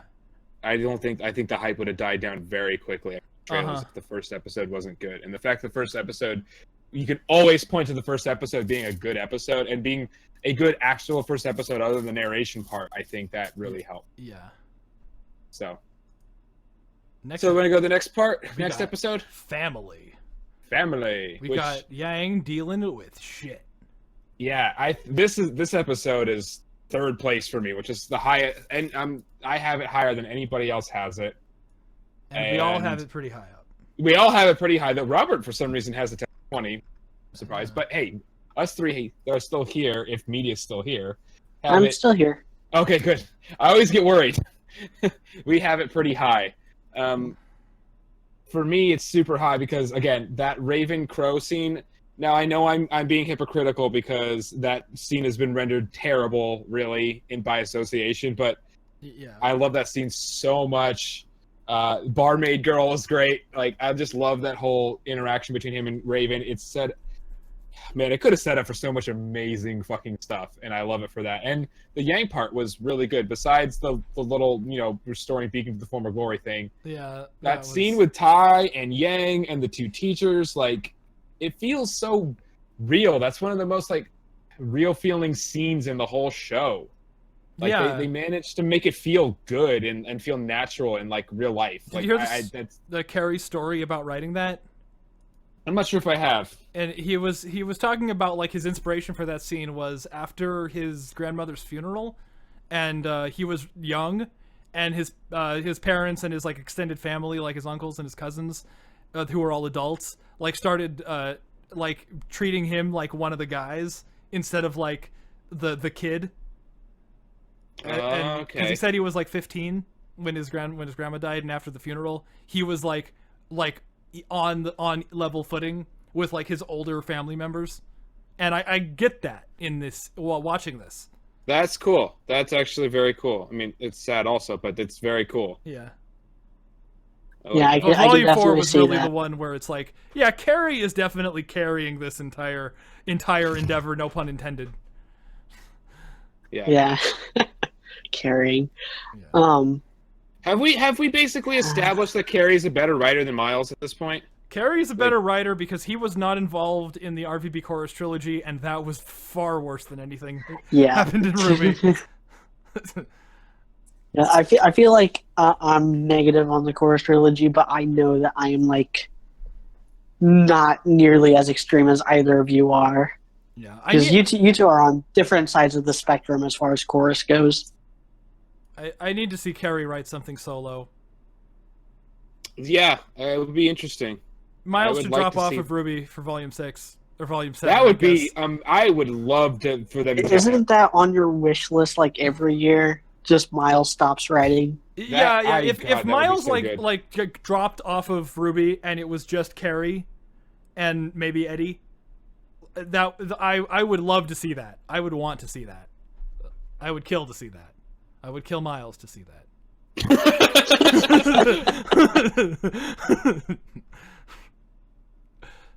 But yeah, but I mean, I'm with you on that. That would be fantastic.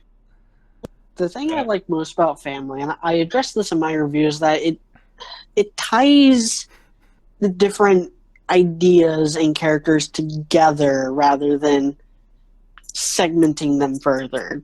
And that's something that Volume 4 does uniquely well compared to the other volumes in RWBY. It feels like a much more cohesive whole rather than a collection of things that happen. Yeah, I think Family is where that really starts to show. They got cocky writing this table scene. It's just this episode has two has two table scenes in it, and they were both really good, and they got cocky, and they were like, okay, let's just do that for season 5. God, I did not. Like, That's an interesting. I need to like point that out because I mean my review is going to be complaining about table scenes because that's all Volume 5 had, and I need to make it clear that I'm not saying that making a scene take place with characters sitting around a table is not inherently bad. It's not inherently bad. It's just the laziest possible way to write something. So it has to be it has to be interesting. And the Yang scene was great, and the Crow and Raven scene was necessary. Yeah, it was exactly. And I feel like specifically, I think it's in both cases, but especially in the Raven and Crow case, I think they actually use the setting to their advantage rather than just because it was there or something like that. You know what I mean? At least it felt that way. Even if that was why they did it, it still felt to me like they use it to their advantage, and they kind of made it. It makes sense for a Crow to have a scene like this in a bar. Yeah, exactly. So I think that helps. Yes. Yeah, so next up is Brawl in the Family, another Crow-centric episode. Yes, my number 2 episode. Yeah. You know, I honestly wonder I why can't really think of anything inherently wrong except I wish Winter was in the room so that she could have all this exposition kind of dumped on her instead of the exposition, between a bunch of characters that already know. Yeah, the exposition was terrible. Like, yeah, I thought with like the Crow, the way Crow, I thought the scene up in the tower was like kind of weak. It started out like funny. It fell apart right after Winter left. Yeah, that's the truth. This episode and the first and the Cinder hacking thing, like I still to this day don't fully understand that. That was not done right in my opinion. Like, because it made it look like Ironwood was a double agent. It did, but maybe we were supposed to think that for like tension's sake. I don't know why though, because they didn't go off of that. They kind of did a little in Battle of Beacon. I think it was Battle of Beacon, where he was telling the huntsman, like, you guys can go if you want. I don't care what you do. Yeah, that was Battle of Beacon. Yeah, and then they True. turned on him, and then his ship blew up. I don't know. It kind of played right, but like the first 75% of this episode is fan-damn-tastic. Weiss, like the hesitation on Ruby's thank you when Winter says this is your team leader. Oh god, yes, that was fucking glorious. It was adorable and it was amazing. I loved it. Yeah, that was pretty awesome. All of Lindsay's ad libs in this episode. Oh yeah, no, Lindsay. I think the operative word is precious in this episode. Yes, everything. I have never wanted to protect Ruby so much. I wanted to treat her like Kana in this episode. Yeah, that's like I will reconvene with you at a later juncture. At a juncture, yeah. Like she has to reassure herself that she said the right thing. Yeah. And Crow. Oh no, that's great. It was amazing. Yeah. Crow ripping the robot in half. Like ripping his head off. Oh yeah. I mistook it for sentient garbage. Yeah, I mistook this for sentient garbage. Your Atlas specialist sure think you're special. It's in the title. There's some witty banter. Yeah, that's pretty good. And Crow like stopping short and letting Winter charge him when he sees that Ironwood is watching. Like that's like the smartest thing any of the characters have done in a fight. So up to this point. It was 10 out of 10. 10 out of 10. I have this at number 2. Wow, all these problems from the previous 2 volumes get solved by actually showing an active duty huntsman in action. Yeah, it's true. Like this is the first time we've seen an active duty huntsman fight. It's absurd and it's amazing. Yeah. It was a great fight scene. Yeah.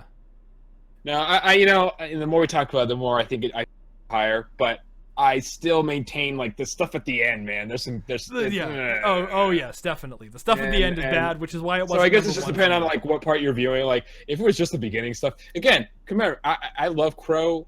Well, I don't love Crow anymore, but what they turned Crow into. But I love Crow. I still adore Winter and Weiss and Winter together. So, I think I'm definitely generally about this episode. Cross your fingers for Winter in Volume 6, though. Jesus Christ, Sacrifice some goats to the gods of good writing. She's the only.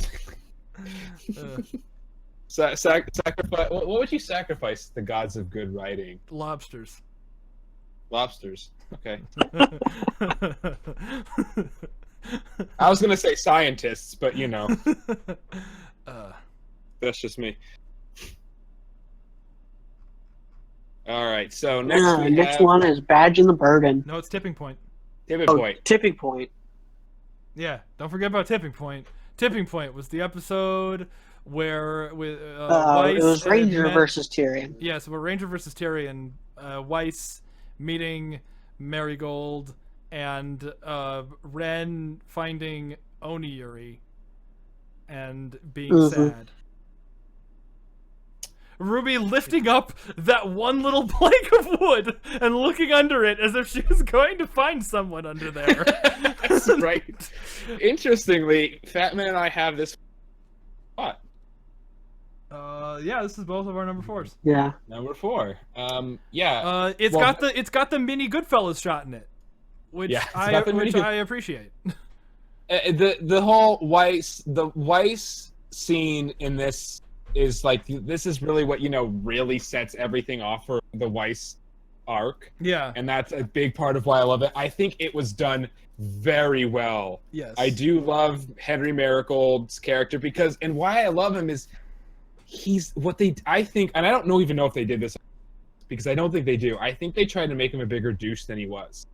But really at the end of the day, the vibe I got was that he's just a normal guy there. Yeah. Like he's not any different than anybody else, and I think that's the point. At least that's what I got out of it. Is like, yeah, he wasn't. And that's what kind of sets her off. It's like he's not any douchier than anybody else there. In fact, he's less douchey than some of the other people. Yeah, I know. There. You think he's this douchebag, but then you hear this woman like in the scene immediately following that, and she's like way worse. Yeah, and like he's not even being fake. He's like, I'm just here for girls. Like, yeah. He's not even a liar. Like he's straight up honest. Like he's not that bad. Like so the fact that like that is like the fact that like Weiss is seeing that is like, well, this is just normal here. Fuck this shit. These people are horrible. Yeah. I have been passive for too long, and she couldn't control herself in that, and that was amazing. And I love that she loses control over that. And I love Ironwood's reaction. Yeah. That. She's the only one here who doesn't sound crazy. Yeah, she's the only one who's making any sense of Yeah. that. It was so fucking badass. That is like the ultimate, like that's really spawned the Iron Daddy for me at least. Like that was dope. So good. This definitely deserves its ranking. Yeah, absolutely. It's very high. In this episode's attack, in whatever the opposite of defense of this episode is, this is the one where Ruby has that fucking me moment. Yeah, that kind of killed it. Yeah. That killed it for me a little bit. I don't think it would be any higher up my list. I mean, it certainly wouldn't be any higher up my list. It's number 3. But that didn't lower it either. Like it wouldn't be number 2 if it was if that had changed. So that's one of those like problems that like it doesn't affect the episode ranking, even though it stopped it from getting the gold star. It's not a perfect episode, but it is a damn good one. They got the Nora shooting Nora with the electric. Oh yeah. Yeah, very, very solid. Next up is the Badge and the Burden. Now we're at Badge and the Burden. Yes. Which what? I like it. I love Badge and the Burden Part 2 would have been my number 1. Just saying. Really? And what's okay? Why is it not number 1? Why is it not number 1? Because Badge of the Burden Part 1 starts out with the stupid scene. With the, with the redecorating like, commercial music, Ugh. with the like commercial music. I can't remember what the name of that song is, but it's like it's one of those royalty free orchestra songs that you hear in like everything, Yeah. and then Weiss wakes up like she's a Disney princess, and then Ruby blows the whistle in her ear. Yeah. Yeah. Yeah, it starts out with that really just annoying and bad scene, but then it gets into the really good shit, like Weiss, fucking hating Ruby with every fiber of her being because she's not paying attention, and then goes into part 2, which is my favorite episode, and Weiss just bitching at her, even though she's giving her really solid advice. And then Port's like, bitch, you're being a bitch. Stop being a bitch, or everyone's gonna think you're a bitch. She's like, maybe I shouldn't be a bitch. Yeah. It's like that Team 4-Star thing with Krillin and Bulma. When Krillin just goes off on Bulma. Yeah. So here's the thing for me with this episode. It's still pretty high. Everybody put it in their top 10. Yeah. The reason it's not higher is, again, the same. I've said this before, even on this podcast, because this podcast is like 4 hours long, which I'm not complaining about. I'm having a great time. Yeah. We've had longer. We have. God damn it, we have. The thing is, it's because of the whole Weiss still kind of goes back to being a bitch thing, and it's like, if they were good writers, and if they were more consistent, then it would make more sense of her kind of wavering between being a good person and being selfish. Yeah, because they're so inconsistent, and because of, again, the by association thing, which I ignored for family, but I will admit that that's kind of a mistake on my part. Because of like what happens at the end of the volume, for example, where she just like, then she starts being racist again, but then she automatically forgives Blake for no reason. Like, to me, that kind of lowers the episode a little bit. But if it wasn't for that, like, man, like, yeah, the port scene is so good. Yeah. I love the port scene. The stray should have happened first. Yes. And if it had, this would have shot up to probably like number 5. Or something like that. Yeah. Or or like really even close. Yeah, something like that for me. Yeah. I agree. Sure. So, but yeah, it's still a very solid episode, And another thing that would have been good about the stray coming before this episode is it would have increased the amount of time that Blake was away and that Blake was with Sun. It would have made that not be like, oh yeah, you left us on a weekend. You just took a weekend break to hang out with this guy. It would have been like, she's actually missing class, and maybe they are even like affected by not having a teammate or something. I don't know. Yeah. Getting into fixing RWBY is Raymond's deal. Yeah. And Robert definitely comes up with a lot of those things. Unfortunately, he's not here to share. I've dabbled in it. Yeah, I haven't really, because it's. Yeah. I'm gonna make a video about Volume 5. It's a lost cause for me, Because all you gotta do to fix Volume 5 is make stuff happen. Yeah, that's all you have to do is you can fix a lot of bad movies and shows by actually making things happen.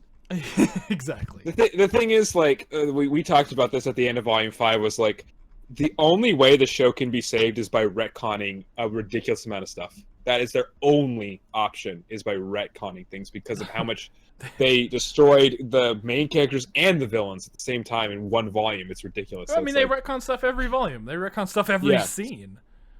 That's true. So let's hope they do it this time, because they need it this time. Ozpin's, like, I've made more mistakes than any man, woman, or child. Yeah. Where he speaks improper English. They went all the way through writing, editing, storyboarding, recording, and post-productioning that episode, and still couldn't figure out that grammatical mistake. Characters aren't mandated to speak in perfect grammar. Maybe the characters just don't know. When they do otherwise, because you can tell they thought that was proper English. Oh yeah, they I've wanted made to more make mistakes than any man, woman, and child. Like, that will never stop bothering me. As somebody who actually writes, like, that is. Come on, guys, somebody had to catch that. Made more mistakes than any man, woman, and Also, until you just said it, and I've probably seen that episode like 12 times. Like, I mean, he could have said every. yes. Yeah. Yes, exactly. Yeah. Change it to every, or change it to or. Well, changing it to or would change the meaning. True. So then just change it to and, every. to every. Yeah. Yeah. Then change it to every. Yeah. Yeah. Okay. You're Yeah. right. This episode is terrible. 0 out of 10. Seriously. Speaking of an episode that is terrible, that everybody else put in their top 3, and I'm like this outlier over here. Like, guys, the Velvet fight was shit. Yes, The we Velvet fight is the know. only thing not keeping this from being my number 1. I mean, keep it in mind. Keep this in mind. Like all of us have done this at this point. I've noticed, which is kind of a fun thing about doing this ranking, is that we've all done something where one scene will bring something way down for us, or we will ignore the one scene because we love everything else so much. You know? Yeah. And I think that's fair. I tried really hard Because- to ignore the Velvet scene, but I couldn't. Because which brought it down 2 whole spots. because I agree that the Velvet scene is garbage, and Velvet is just Like- awful. Like, well, what's her name? The I'm forgetting everybody's name. The Australian voice actress. Oh, Katie Ward. Katie. I knew it started with a C or a K. Katie and Jack, God, they are so adorable when they host the fucking live stream thing, and I love them. But she can't voice act. I'm sorry, she just can't. It's sort of like how Lindsay is a fantastic voice actor. My God, she's unbearable in Achievement Hunter. She's not funny at all whatsoever. You know, that like just some people are just good at certain things and not good at other certain things. And Velvet's a fucking train wreck of a character. Yes, Velvet's a train wreck. It's the teamwork thing. Yeah. She's like, Coco, why aren't you letting me help? Well, I'm not going to let you help. I'm just going to tell you to do it all by yourself now. But anyway, so besides that, yes, that seems garbage. We know it's awful. And also, now I don't know if this bothers anyone else, but Crow using his stupid scythe as a sword when he changes it from a sword to a scythe to use it as a sword. A little bit. Grr, that just makes me upset. I feel like I don't blame you. Now let's talk something they about had the to do, amazing though. parts of this episode. Yes. Let's talk about the great stuff, because there's great stuff. Torchwick's amazing death. Oh, Torchwick's yeah. amazing death. that fight scene. is the best scene in RWBY for me. Me too. But Me too. honestly, the Weiss pulling out the summoning for the first time is the only scene in RWBY that actually made me jump up and cheer. Oh, really? Like, I was actually invested in that. Like, I punched my ceiling. Oh, well, fantastic. I'm happy for you. I Yes. didn't feel that way. I'm not happy for your ceiling, but, you know. I mean, the ceiling was okay. It didn't even leave a dent or anything. You don't have one of those like stucco ceilings, right? Where it's like sharp. No. Okay. Yeah. No. Yeah. No, but, Ruby, Torchwick, and Neo. Yeah, that fight scene, oh my God, the coordination between Neo. It's Oh my God, it's so fucking good. Oh my God, it's amazing. it's beautiful. It's so beautifully done. The umbrella and the button, opening Yeah. the umbrella and having her just sucked off the top of the airship. oh It's my like that's great. It's Ruby curb stomping that one, Griffin. Yeah. Yeah, that is a bit of a it does take me out of the moment a little. I'm not good No, without my that- scythe kick. That's the that's the moment for me where it's like, that's not a problem with this episode. That's a problem with all the other episodes. That's Yeah, that true, moment. true. For me. Ozpin should have been like, you got to use your speed semblance and kick him, like in Volume 5.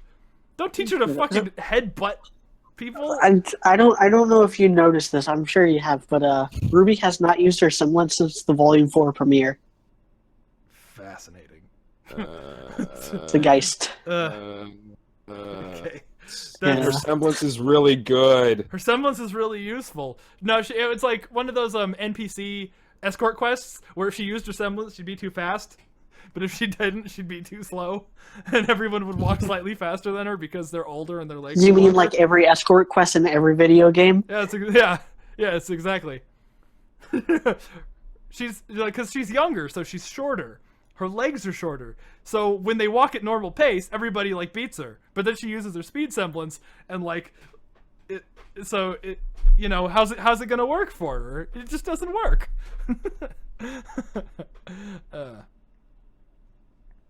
Yeah, it's that part's amazing, and isn't this also the part where Gang gets her arm sliced off? Yes, it is.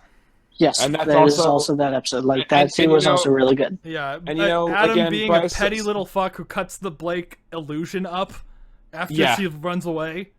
And the thing is, he knows it's, but he does yeah, it because anyway. he knows her semblance. Jean being a doofus that gets Amber killed.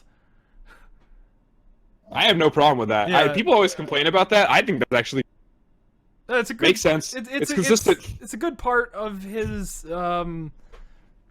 his existence, I guess. Yeah, this episode and so yeah, like the fight scenes with Torchwick and the Yang moment really was like that, and Adam was so scary. The moment that happened with Yang, that was the first real consequence in the show, and this was the episode where I'm like, I now love this show. Yeah, This was that episode, and this is why for me this episode was higher than Burning the Candle was. Because this was that episode for me. I was not because I like flew through the other episodes. Burning the Candle did not stand out as much to me because of what surrounded it. I guess. So for me, that's why it's only number 5. It's still a great episode, and it was definitely the best scene of that volume. It's still one of the best scenes I've ever done, no question about it. But because of everything else that surrounded it, and I went, I got to Breach by the end of the day, right?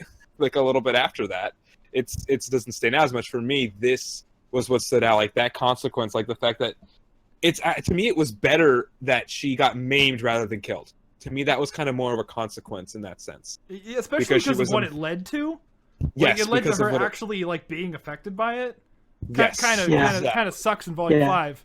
Dying is easy, young man. Living is harder. Yeah. Yes, exactly. So that is why for me this episode was such an amazing episode. And if it wasn't for my Renora, like my being Renora trash, it'd be my number 1. Even with the Velvet scene, this would be my number 1 if it wasn't for being Renora. I just can't forgive the Velvet scene. No, and I don't blame you. Yeah. I do not blame you. For Yeah, I do not. I'm not gonna argue with that. I completely understand because we both agree with you that Velvet is just pure garbage trash. Yes. And Kuro Yuri is another one that I'm like low on. I mean, you're still pretty high. 6, It's still Yeah, well we're within, still in the Yeah, top 10. it just barely missed my top 5. so it's still pretty damn high. Yeah, but I mean, compared to like 2 first places and 1 second place, Yeah. I don't know. I don't know. It wasn't. There's nothing that really bothered me about this episode. Oh, there was Yeah, nothing there that was- bothered me about Well, it. okay, no, there was actual. Well, that's funny you should say that because it bothered me. And that was Voice acting. Fred's voice actor was He so was bad. British. I was okay with that. What? His semblances to become Asian. Yes. Yeah. Yeah. Yeah. I don't So- know. That wasn't even like an issue for me. I think. Hazel. Well, I really think when it comes down to it, the reason why it's not higher for you is because you weren't looking for Renora, and that's fair. I think that's got to be a big part of it because that was what this episode was.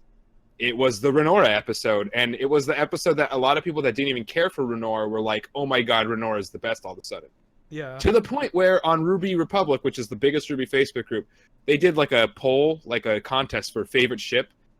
I thought that it would be Lancaster or Lancaster. Really? Not Lancaster, sorry, not Lancaster, White Arcos. Rose. I thought it was going to be Arcos or White Arcos. Rose.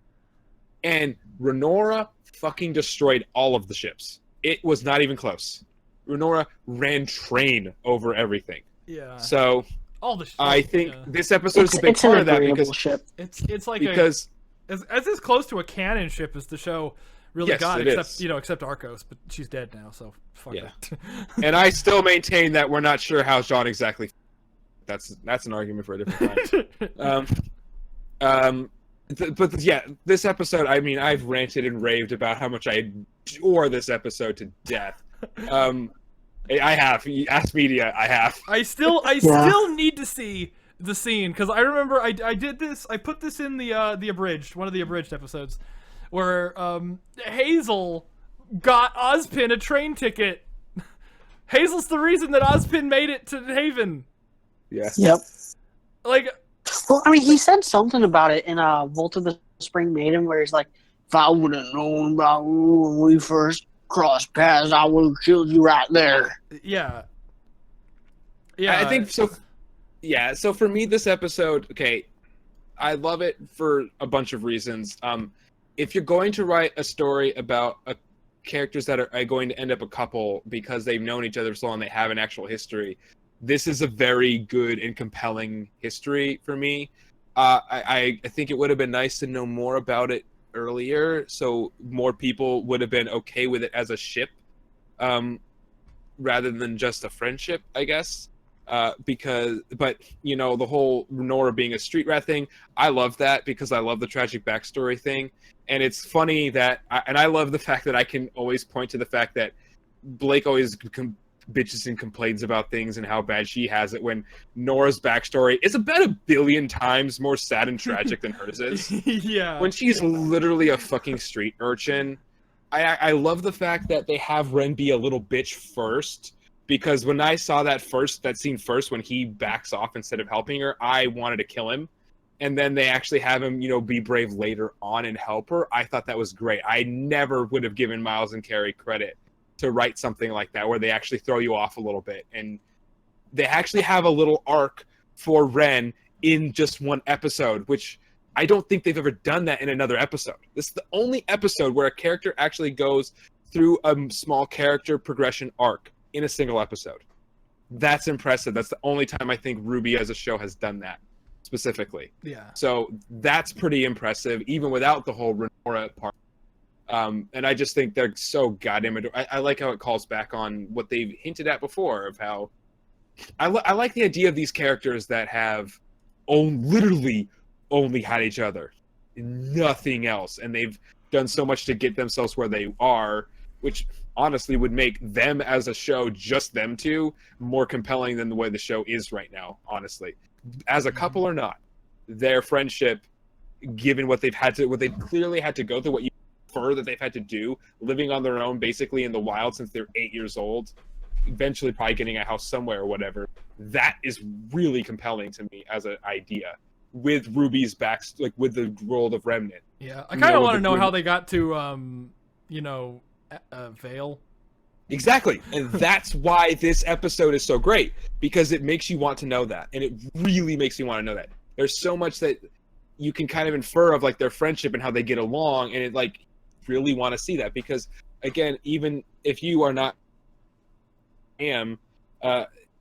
they clearly have a good dynamic together, and they work well on screen together, so it would work like that as a spin-off or something like that would be fascinating and would be very compelling, and would actually have to use the Grimm as an issue because they're on their own, stuff like that. Yeah. That this episode uses the Grimm very well for bringing characters together, stuff like, so all of that is just brilliant. So as an episode storytelling wise, which to me is by far the most important part for anything, that's just how I rank things, this was brilliant.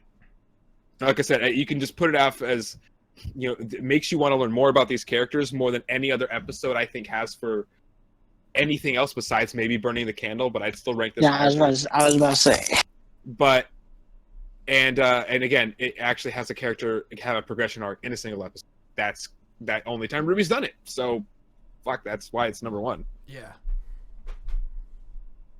And Renora's adorable. I love Renora. They are pure. Last and best, Volume 2, Episode 6, Burning the Candle. The episode that got me into RWBY instead of just being a passive viewer who would watch it every once in a while. Yes, everything about this episode, including the Blake and Yang scene, is good. Oh yeah, I mean that's the scene. And all of the sexual innuendo that was hopefully on purpose. I mean this one episode spawned the ship war to end all ship wars of RWBY. at least. Mm-hmm. Just because this scene was that good. Because I mean, Bumblebee was already a thing in one of the bigger ships, but this was the fuel. I'll put it this way. Okay, so I only had this episode. But I want to let you guys talk more about this episode than I will. But this was the episode that made me a Bumblebee shipper. I'll put it that way because the scene was so good. Oh no, I take That means everything anything. back. It's terrible. Shipping Bumblebee. Oh no. Okay, well, we can if we want to talk Shipping about that. I don't really care anymore because they've done a pretty good job with. As bad as Blake is, Sun is just so awesome that I'm pretty much now on the Black Sun team. Just I don't know. because I'm still hoping she gets back together with Adam. I think they could make it work. Well, she would wear the pants. She would wear the pants. She would wear the. Well, actually, never mind. She would wear the sword in that relationship. At Yes. this point. Yeah. Oh, gross. It's like remember when I punched you that one time and you went down like. Remember a when little you stuck bitch? that sword in me, but you didn't actually stick the. Yeah. Anyway, did sorry, actually stick the sword in you guys go ahead and So, explain this episode. I gotta stop talking. The scene with Ruby and Ozpin, I Spectacular. don't know if it gets enough love in the fandom. Which scene? The scene Ruby and Ozpin at the dance, dance. where she's like, "Yeah, the lessons been going around a lot lately." Yes. Oh, that was in this episode. That was in this episode. Oh Yep. man, I might have bumped it up to number 4 then, or number. Yeah, it would have been bumped up a little bit in that sense. My bad. Yeah. Yeah, it would have bumped above family for that. Ozpin trying to give Ruby advice, and she's just not having it. Yeah, I loved that. That was great. She's so like she wants to be set in her ways. Like she wants this to be her life. And when Ozpin is telling her this can't be your life, there's more to it. She doesn't want to hear it. Like this was kind of like the last hurrah for like loner Ruby. Yeah, And and I I wish, A little bit. and I wish that was still Ruby, to be honest. Yeah. I mean, don't we all? She was better in the first 2 volumes, but this scene, like, such a good scene to take that element of her personality, and like, I mean, they kind of pushed it to the wayside a bit too hard, because Yeah. you know, but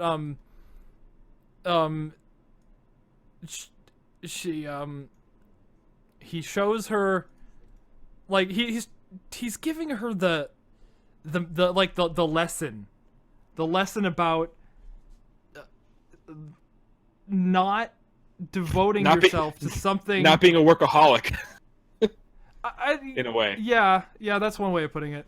That's the dumbed down way Yeah, of putting it. Sorry. the whole scene is a subversion of the Wheel of Morality trope, where someone would be like at towards the end of an episode, they would restate the message that everyone was supposed to learn, and everyone would just nod their heads and say yes. And in this one, Ruby's like, yeah, whatever. Yeah, he's really trying to give her that, you really gotta value the time you have. Like, I mean, I always pictured it as Ozpin trying to tell her that her friends are gonna die. They're gonna fucking die. They're not gonna. She's gonna get herself killed. They're not gonna last as long as you. So you got to appreciate them. You have to appreciate them enough to save them. That's sort of the message I got from Ozpin. Like you want to be. This is the last time Ozpin didn't suck monkey dick. It's true. That's an Yeah, objective fact. that's true. Yeah, I mean, in the season 3 finale, he didn't exactly suck monkey dick, but he did tickle the balls of. Yeah. Yes. I really liked his fight with Cinder. Yeah. But yeah. Well, that was just I like his just how fast it was. Yeah. Like not just how short it was, but how like fast they were moving and stuff made it feel really like a really big deal. Mm-hmm. Yeah. Which is something that a lot of shows, particularly Dragon Ball, does a lot. Yes. But not other things that are in this episode is Weiss asking out Neptune, and Jean has the flower, and then he drops the flower when he overhears them, No- and then it like fades into the flower wilting in the vase, Yeah. and then in the next episode, I think like she's trying to like keep that one up. Yeah. Is like No kinda dialogue in shipping that. White No Knight now. dialogue in that moment. Like no dialogue. because That's like what's good about I it. could totally picture right after Neptune turns her down, Weiss like kind of saunders off and then sees the white rose just laying on the ground and is like, "Oh man, I screwed up." I don't know. That I am Lancaster trash, but I would also be fine with White Knight. I would also be fine with White Knight, for sure. Yeah. Ruby being depressed about Blake not being, Ruby being upset about Blake being upset. I like that too. Rather than about herself. Like she has this like selflessness in her. That I guess she sort of developed over in between which 2 episodes. I mean, this is sort of back when Ruby was the best character in the show, really. At the end of the day, Oh, yeah, like, yeah. even though she wasn't my favorite, but I couldn't deny that at this point she was. She was my favorite, but I've always been partial to like characters like the way she was back then, and characters like Captain America and Superman. I've always been partial to the like really selfless paragon heroes that are Yeah. But the thing so about I've always good that not- and I've always not been that are in- so good that are so good that they border on arrogant and like Yeah. bullheaded. Yeah, the thing about like Ruby's selflessness is that it's almost like self-interested. It's not really Yeah. like altruistic selflessness. It's like selfish selflessness. Because she's doing it like for her own gain of being a huntress. And that really shows true in like both the Ruby scenes in this episode. Yeah. And Yeah. and then of course there's the Interesting point. comedy Jean and Ren moment. Samurai shampoo. And Nora revealing that she is also secretly the smartest character. Yes. Yes. Well, actually, not really, because I remember when she said Most mature character. most. Well, that was that you're talking about when she says "practice what you preach, Pierre," right? Yes. Yeah. But then Nora also wasn't practicing what she preached either, because she was already hard for Ren, and she didn't say anything. So it's Ren's just sitting there in a towel. It's ironic, and but it's true. Really That is- uncomfortable. that is true. okay. Though. I've never been a Ren Nora shipper, but I definitely think that Ren almost dying in the Knucklave fight is the thing that made her like decide that she needed to like make it happen. Like, because they could just lose the next mission because if the villains were any kind of threat. whenever she says, "Oh, we're not together," that always seemed more like teasing than like wishful thinking. Yeah. Like,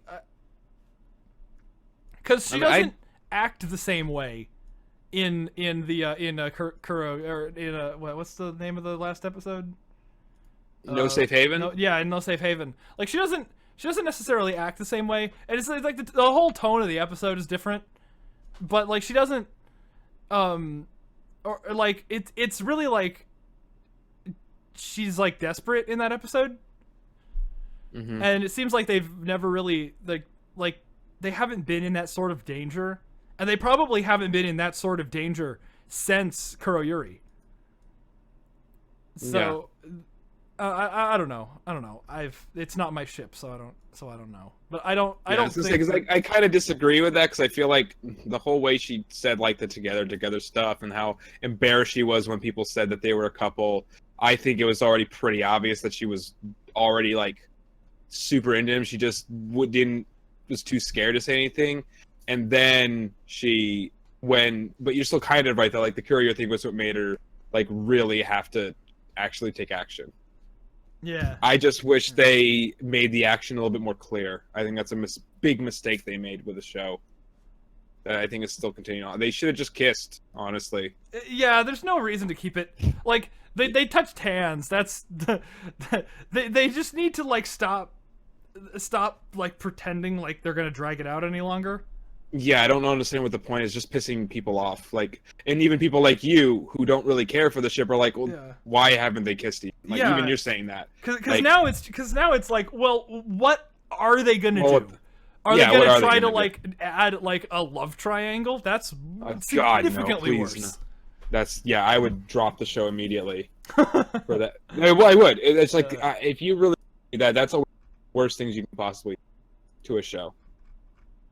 In my opinion, is add a love triangle. It's a bad. Except for unless if for some reason though, I'd be fine with Blake, Sun, and Yang because it'd just be funny. But I actually don't think Banana that would split. Banana Split, dude, the one true ship. No, it would be I don't know. I want Ilya to win that ship war. That would be hilarious. That would be that would be hilarious. Do we know what her semblance is? Because it's not the Ilya's? flush thing. Oh my god! Oh my god! Oh my god! What if it that the LGBT relationship is not Bumblebee? It's Ilya and Blake.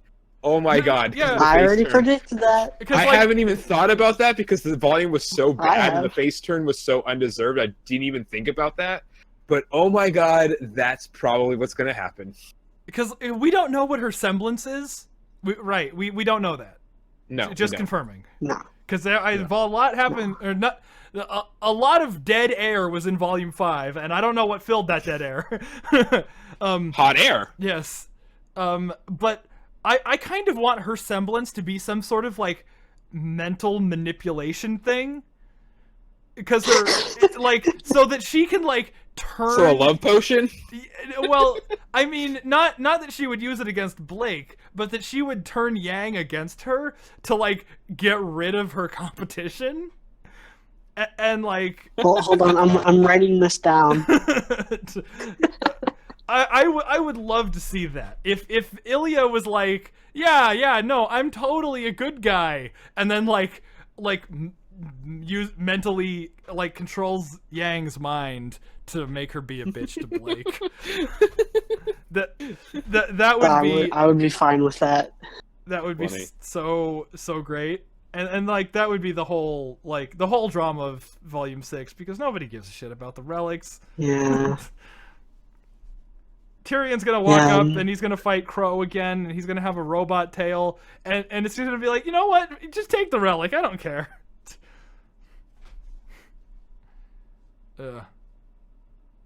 There's gonna be another maiden probably. Yeah. Yeah. We just couldn't end this on a high note, could we? We can't. We No, can't. we're talking about the best episode of the show, and now we're just talking about Volume 6, and we're getting all Yeah. upset. Because what else can we say? Like it's. I mean, you go back at what we started with. 7 hours ago. Downfall. Downfall. It was like- which very It's aptly been named, by the 7 way. hours? No, not No, really. it's been I'm like being 4.5. Oh, okay. It's just a fucking long time. I Let's get believed that. you. I didn't even question Yeah. it. Yeah. I could go for like 7 hours, but I mean, I could too. I would be. Do we want I to would do be another dead by podcast then. after that? Choose No, I'm going to bed after this. But anyway, but no, I mean, you look at how many Volume 5 episodes are near the bottom or at the bottom. Like it's Oh yeah. hard, and I think we've touched on this, throughout this, is that a lot of things have been, and a lot of episodes, and a lot of scenes have been made worse by what Volume 5 has done, and that's how bad Volume 5 is. It has ruined things that were. Our last couple podcasts have always have ended on that note. Volume It's hard 5 not made to. everything worse. It's really hard not to. It's a shame because it's just the fact of the matter. Is they've nerfed so many things, they've destroyed so Yeah. many things that they've set up, and they've just. Anyway, so Yeah. we want to wrap up, give our plugins, and then call it a night. Yep. All right. Well, I have nothing to Uh, plug. I'm still working. I'm working on my book. It's going very, very, very well. When it's up to be published, hopefully, then I will. Obviously, I will announce that. But that's what I've got going. And I have my Instagram where I post pictures of me wearing jeans and stuff, which has nothing to do with it, so I never give the name. Yeah. And I, of course, have. I'm working. Yeah, Oh, I'm working on my YouTube stuff and also my fanfiction stuff, and I've recently started outlining a brand new original story that I'm gonna try doing here. Yeah, I need to read that. Yeah. Other than that, that's all. That's all I had to plug for now. And I, of course, have a YouTube channel. Yeah, I'm sure. I'm sure anyone who wanders. Yeah, I'm pretty sure anyone who wanders onto my stuff already knows who you are. Like, I just. That is a distinct possibility. Yeah. But in case you don't, I also have a Patreon. Yes. Yes, you do. And we have a all right. Patreon Discord. You guys have a Discord, but we have a Patreon Discord. So it has an air of exclusivity to it. It makes you feel special for being a member, and you can be a member for $1. Yeah, a lot of what we do all sprung up like independently of each other, and then just got mothballed together. Yeah. Yeah. Anyway, Oh man. I'm gonna shut it down. It's midnight. Everyone watching. Everyone watching. The stroke of 12. We're gonna all turn back into cinder. And Or are you on the West Coast, yes. Batman? Yes, I'm on the West Coast. Oh, whereabouts are you relatively? Southern California. Are you serious? Yeah. Dude, we could. I'm Southern California. Oh, nice. We could have recorded this podcast in person. I know. I'm North Orange County. Oh, I'm down closer to LA. I'm in Missouri. Dude, we're close. Holy shit. We're really close. Nice. Yeah, I mean That's that's the beauty of the internet. You never know. Well, it's just funny that you say because everybody in this Discord that we're friends with and talk to, nobody's from California. I'm the only one. Interesting. That's why it's so weird. Like you would think. I mean, two of them are from not too far away from each other in Missouri. Actually, several people are from Missouri. Several people are from Las Vegas. Me and Sock are just so happen both be from Missouri, but he lives like an hour and a half away from me. There's a couple people in Las Vegas. Like it's crazy that like. Yeah, that's why I'm like amazed. Most of the people who I've met on the internet are like from Florida, oddly enough. Like my brother's in Florida right now. He despises it. Yeah, that's the general consensus of everybody who. I was happy because as a Californian, I've always hated Florida. Passion. Great that I was able to learn that Florida is the worst place in the universe without ever having to go there myself because my brother did it for me. Yeah. Anyway, I'm gonna hop off for the night. Oh yeah. Yeah, I think I am too. It's officially tomorrow. It's 12:01. Yeah.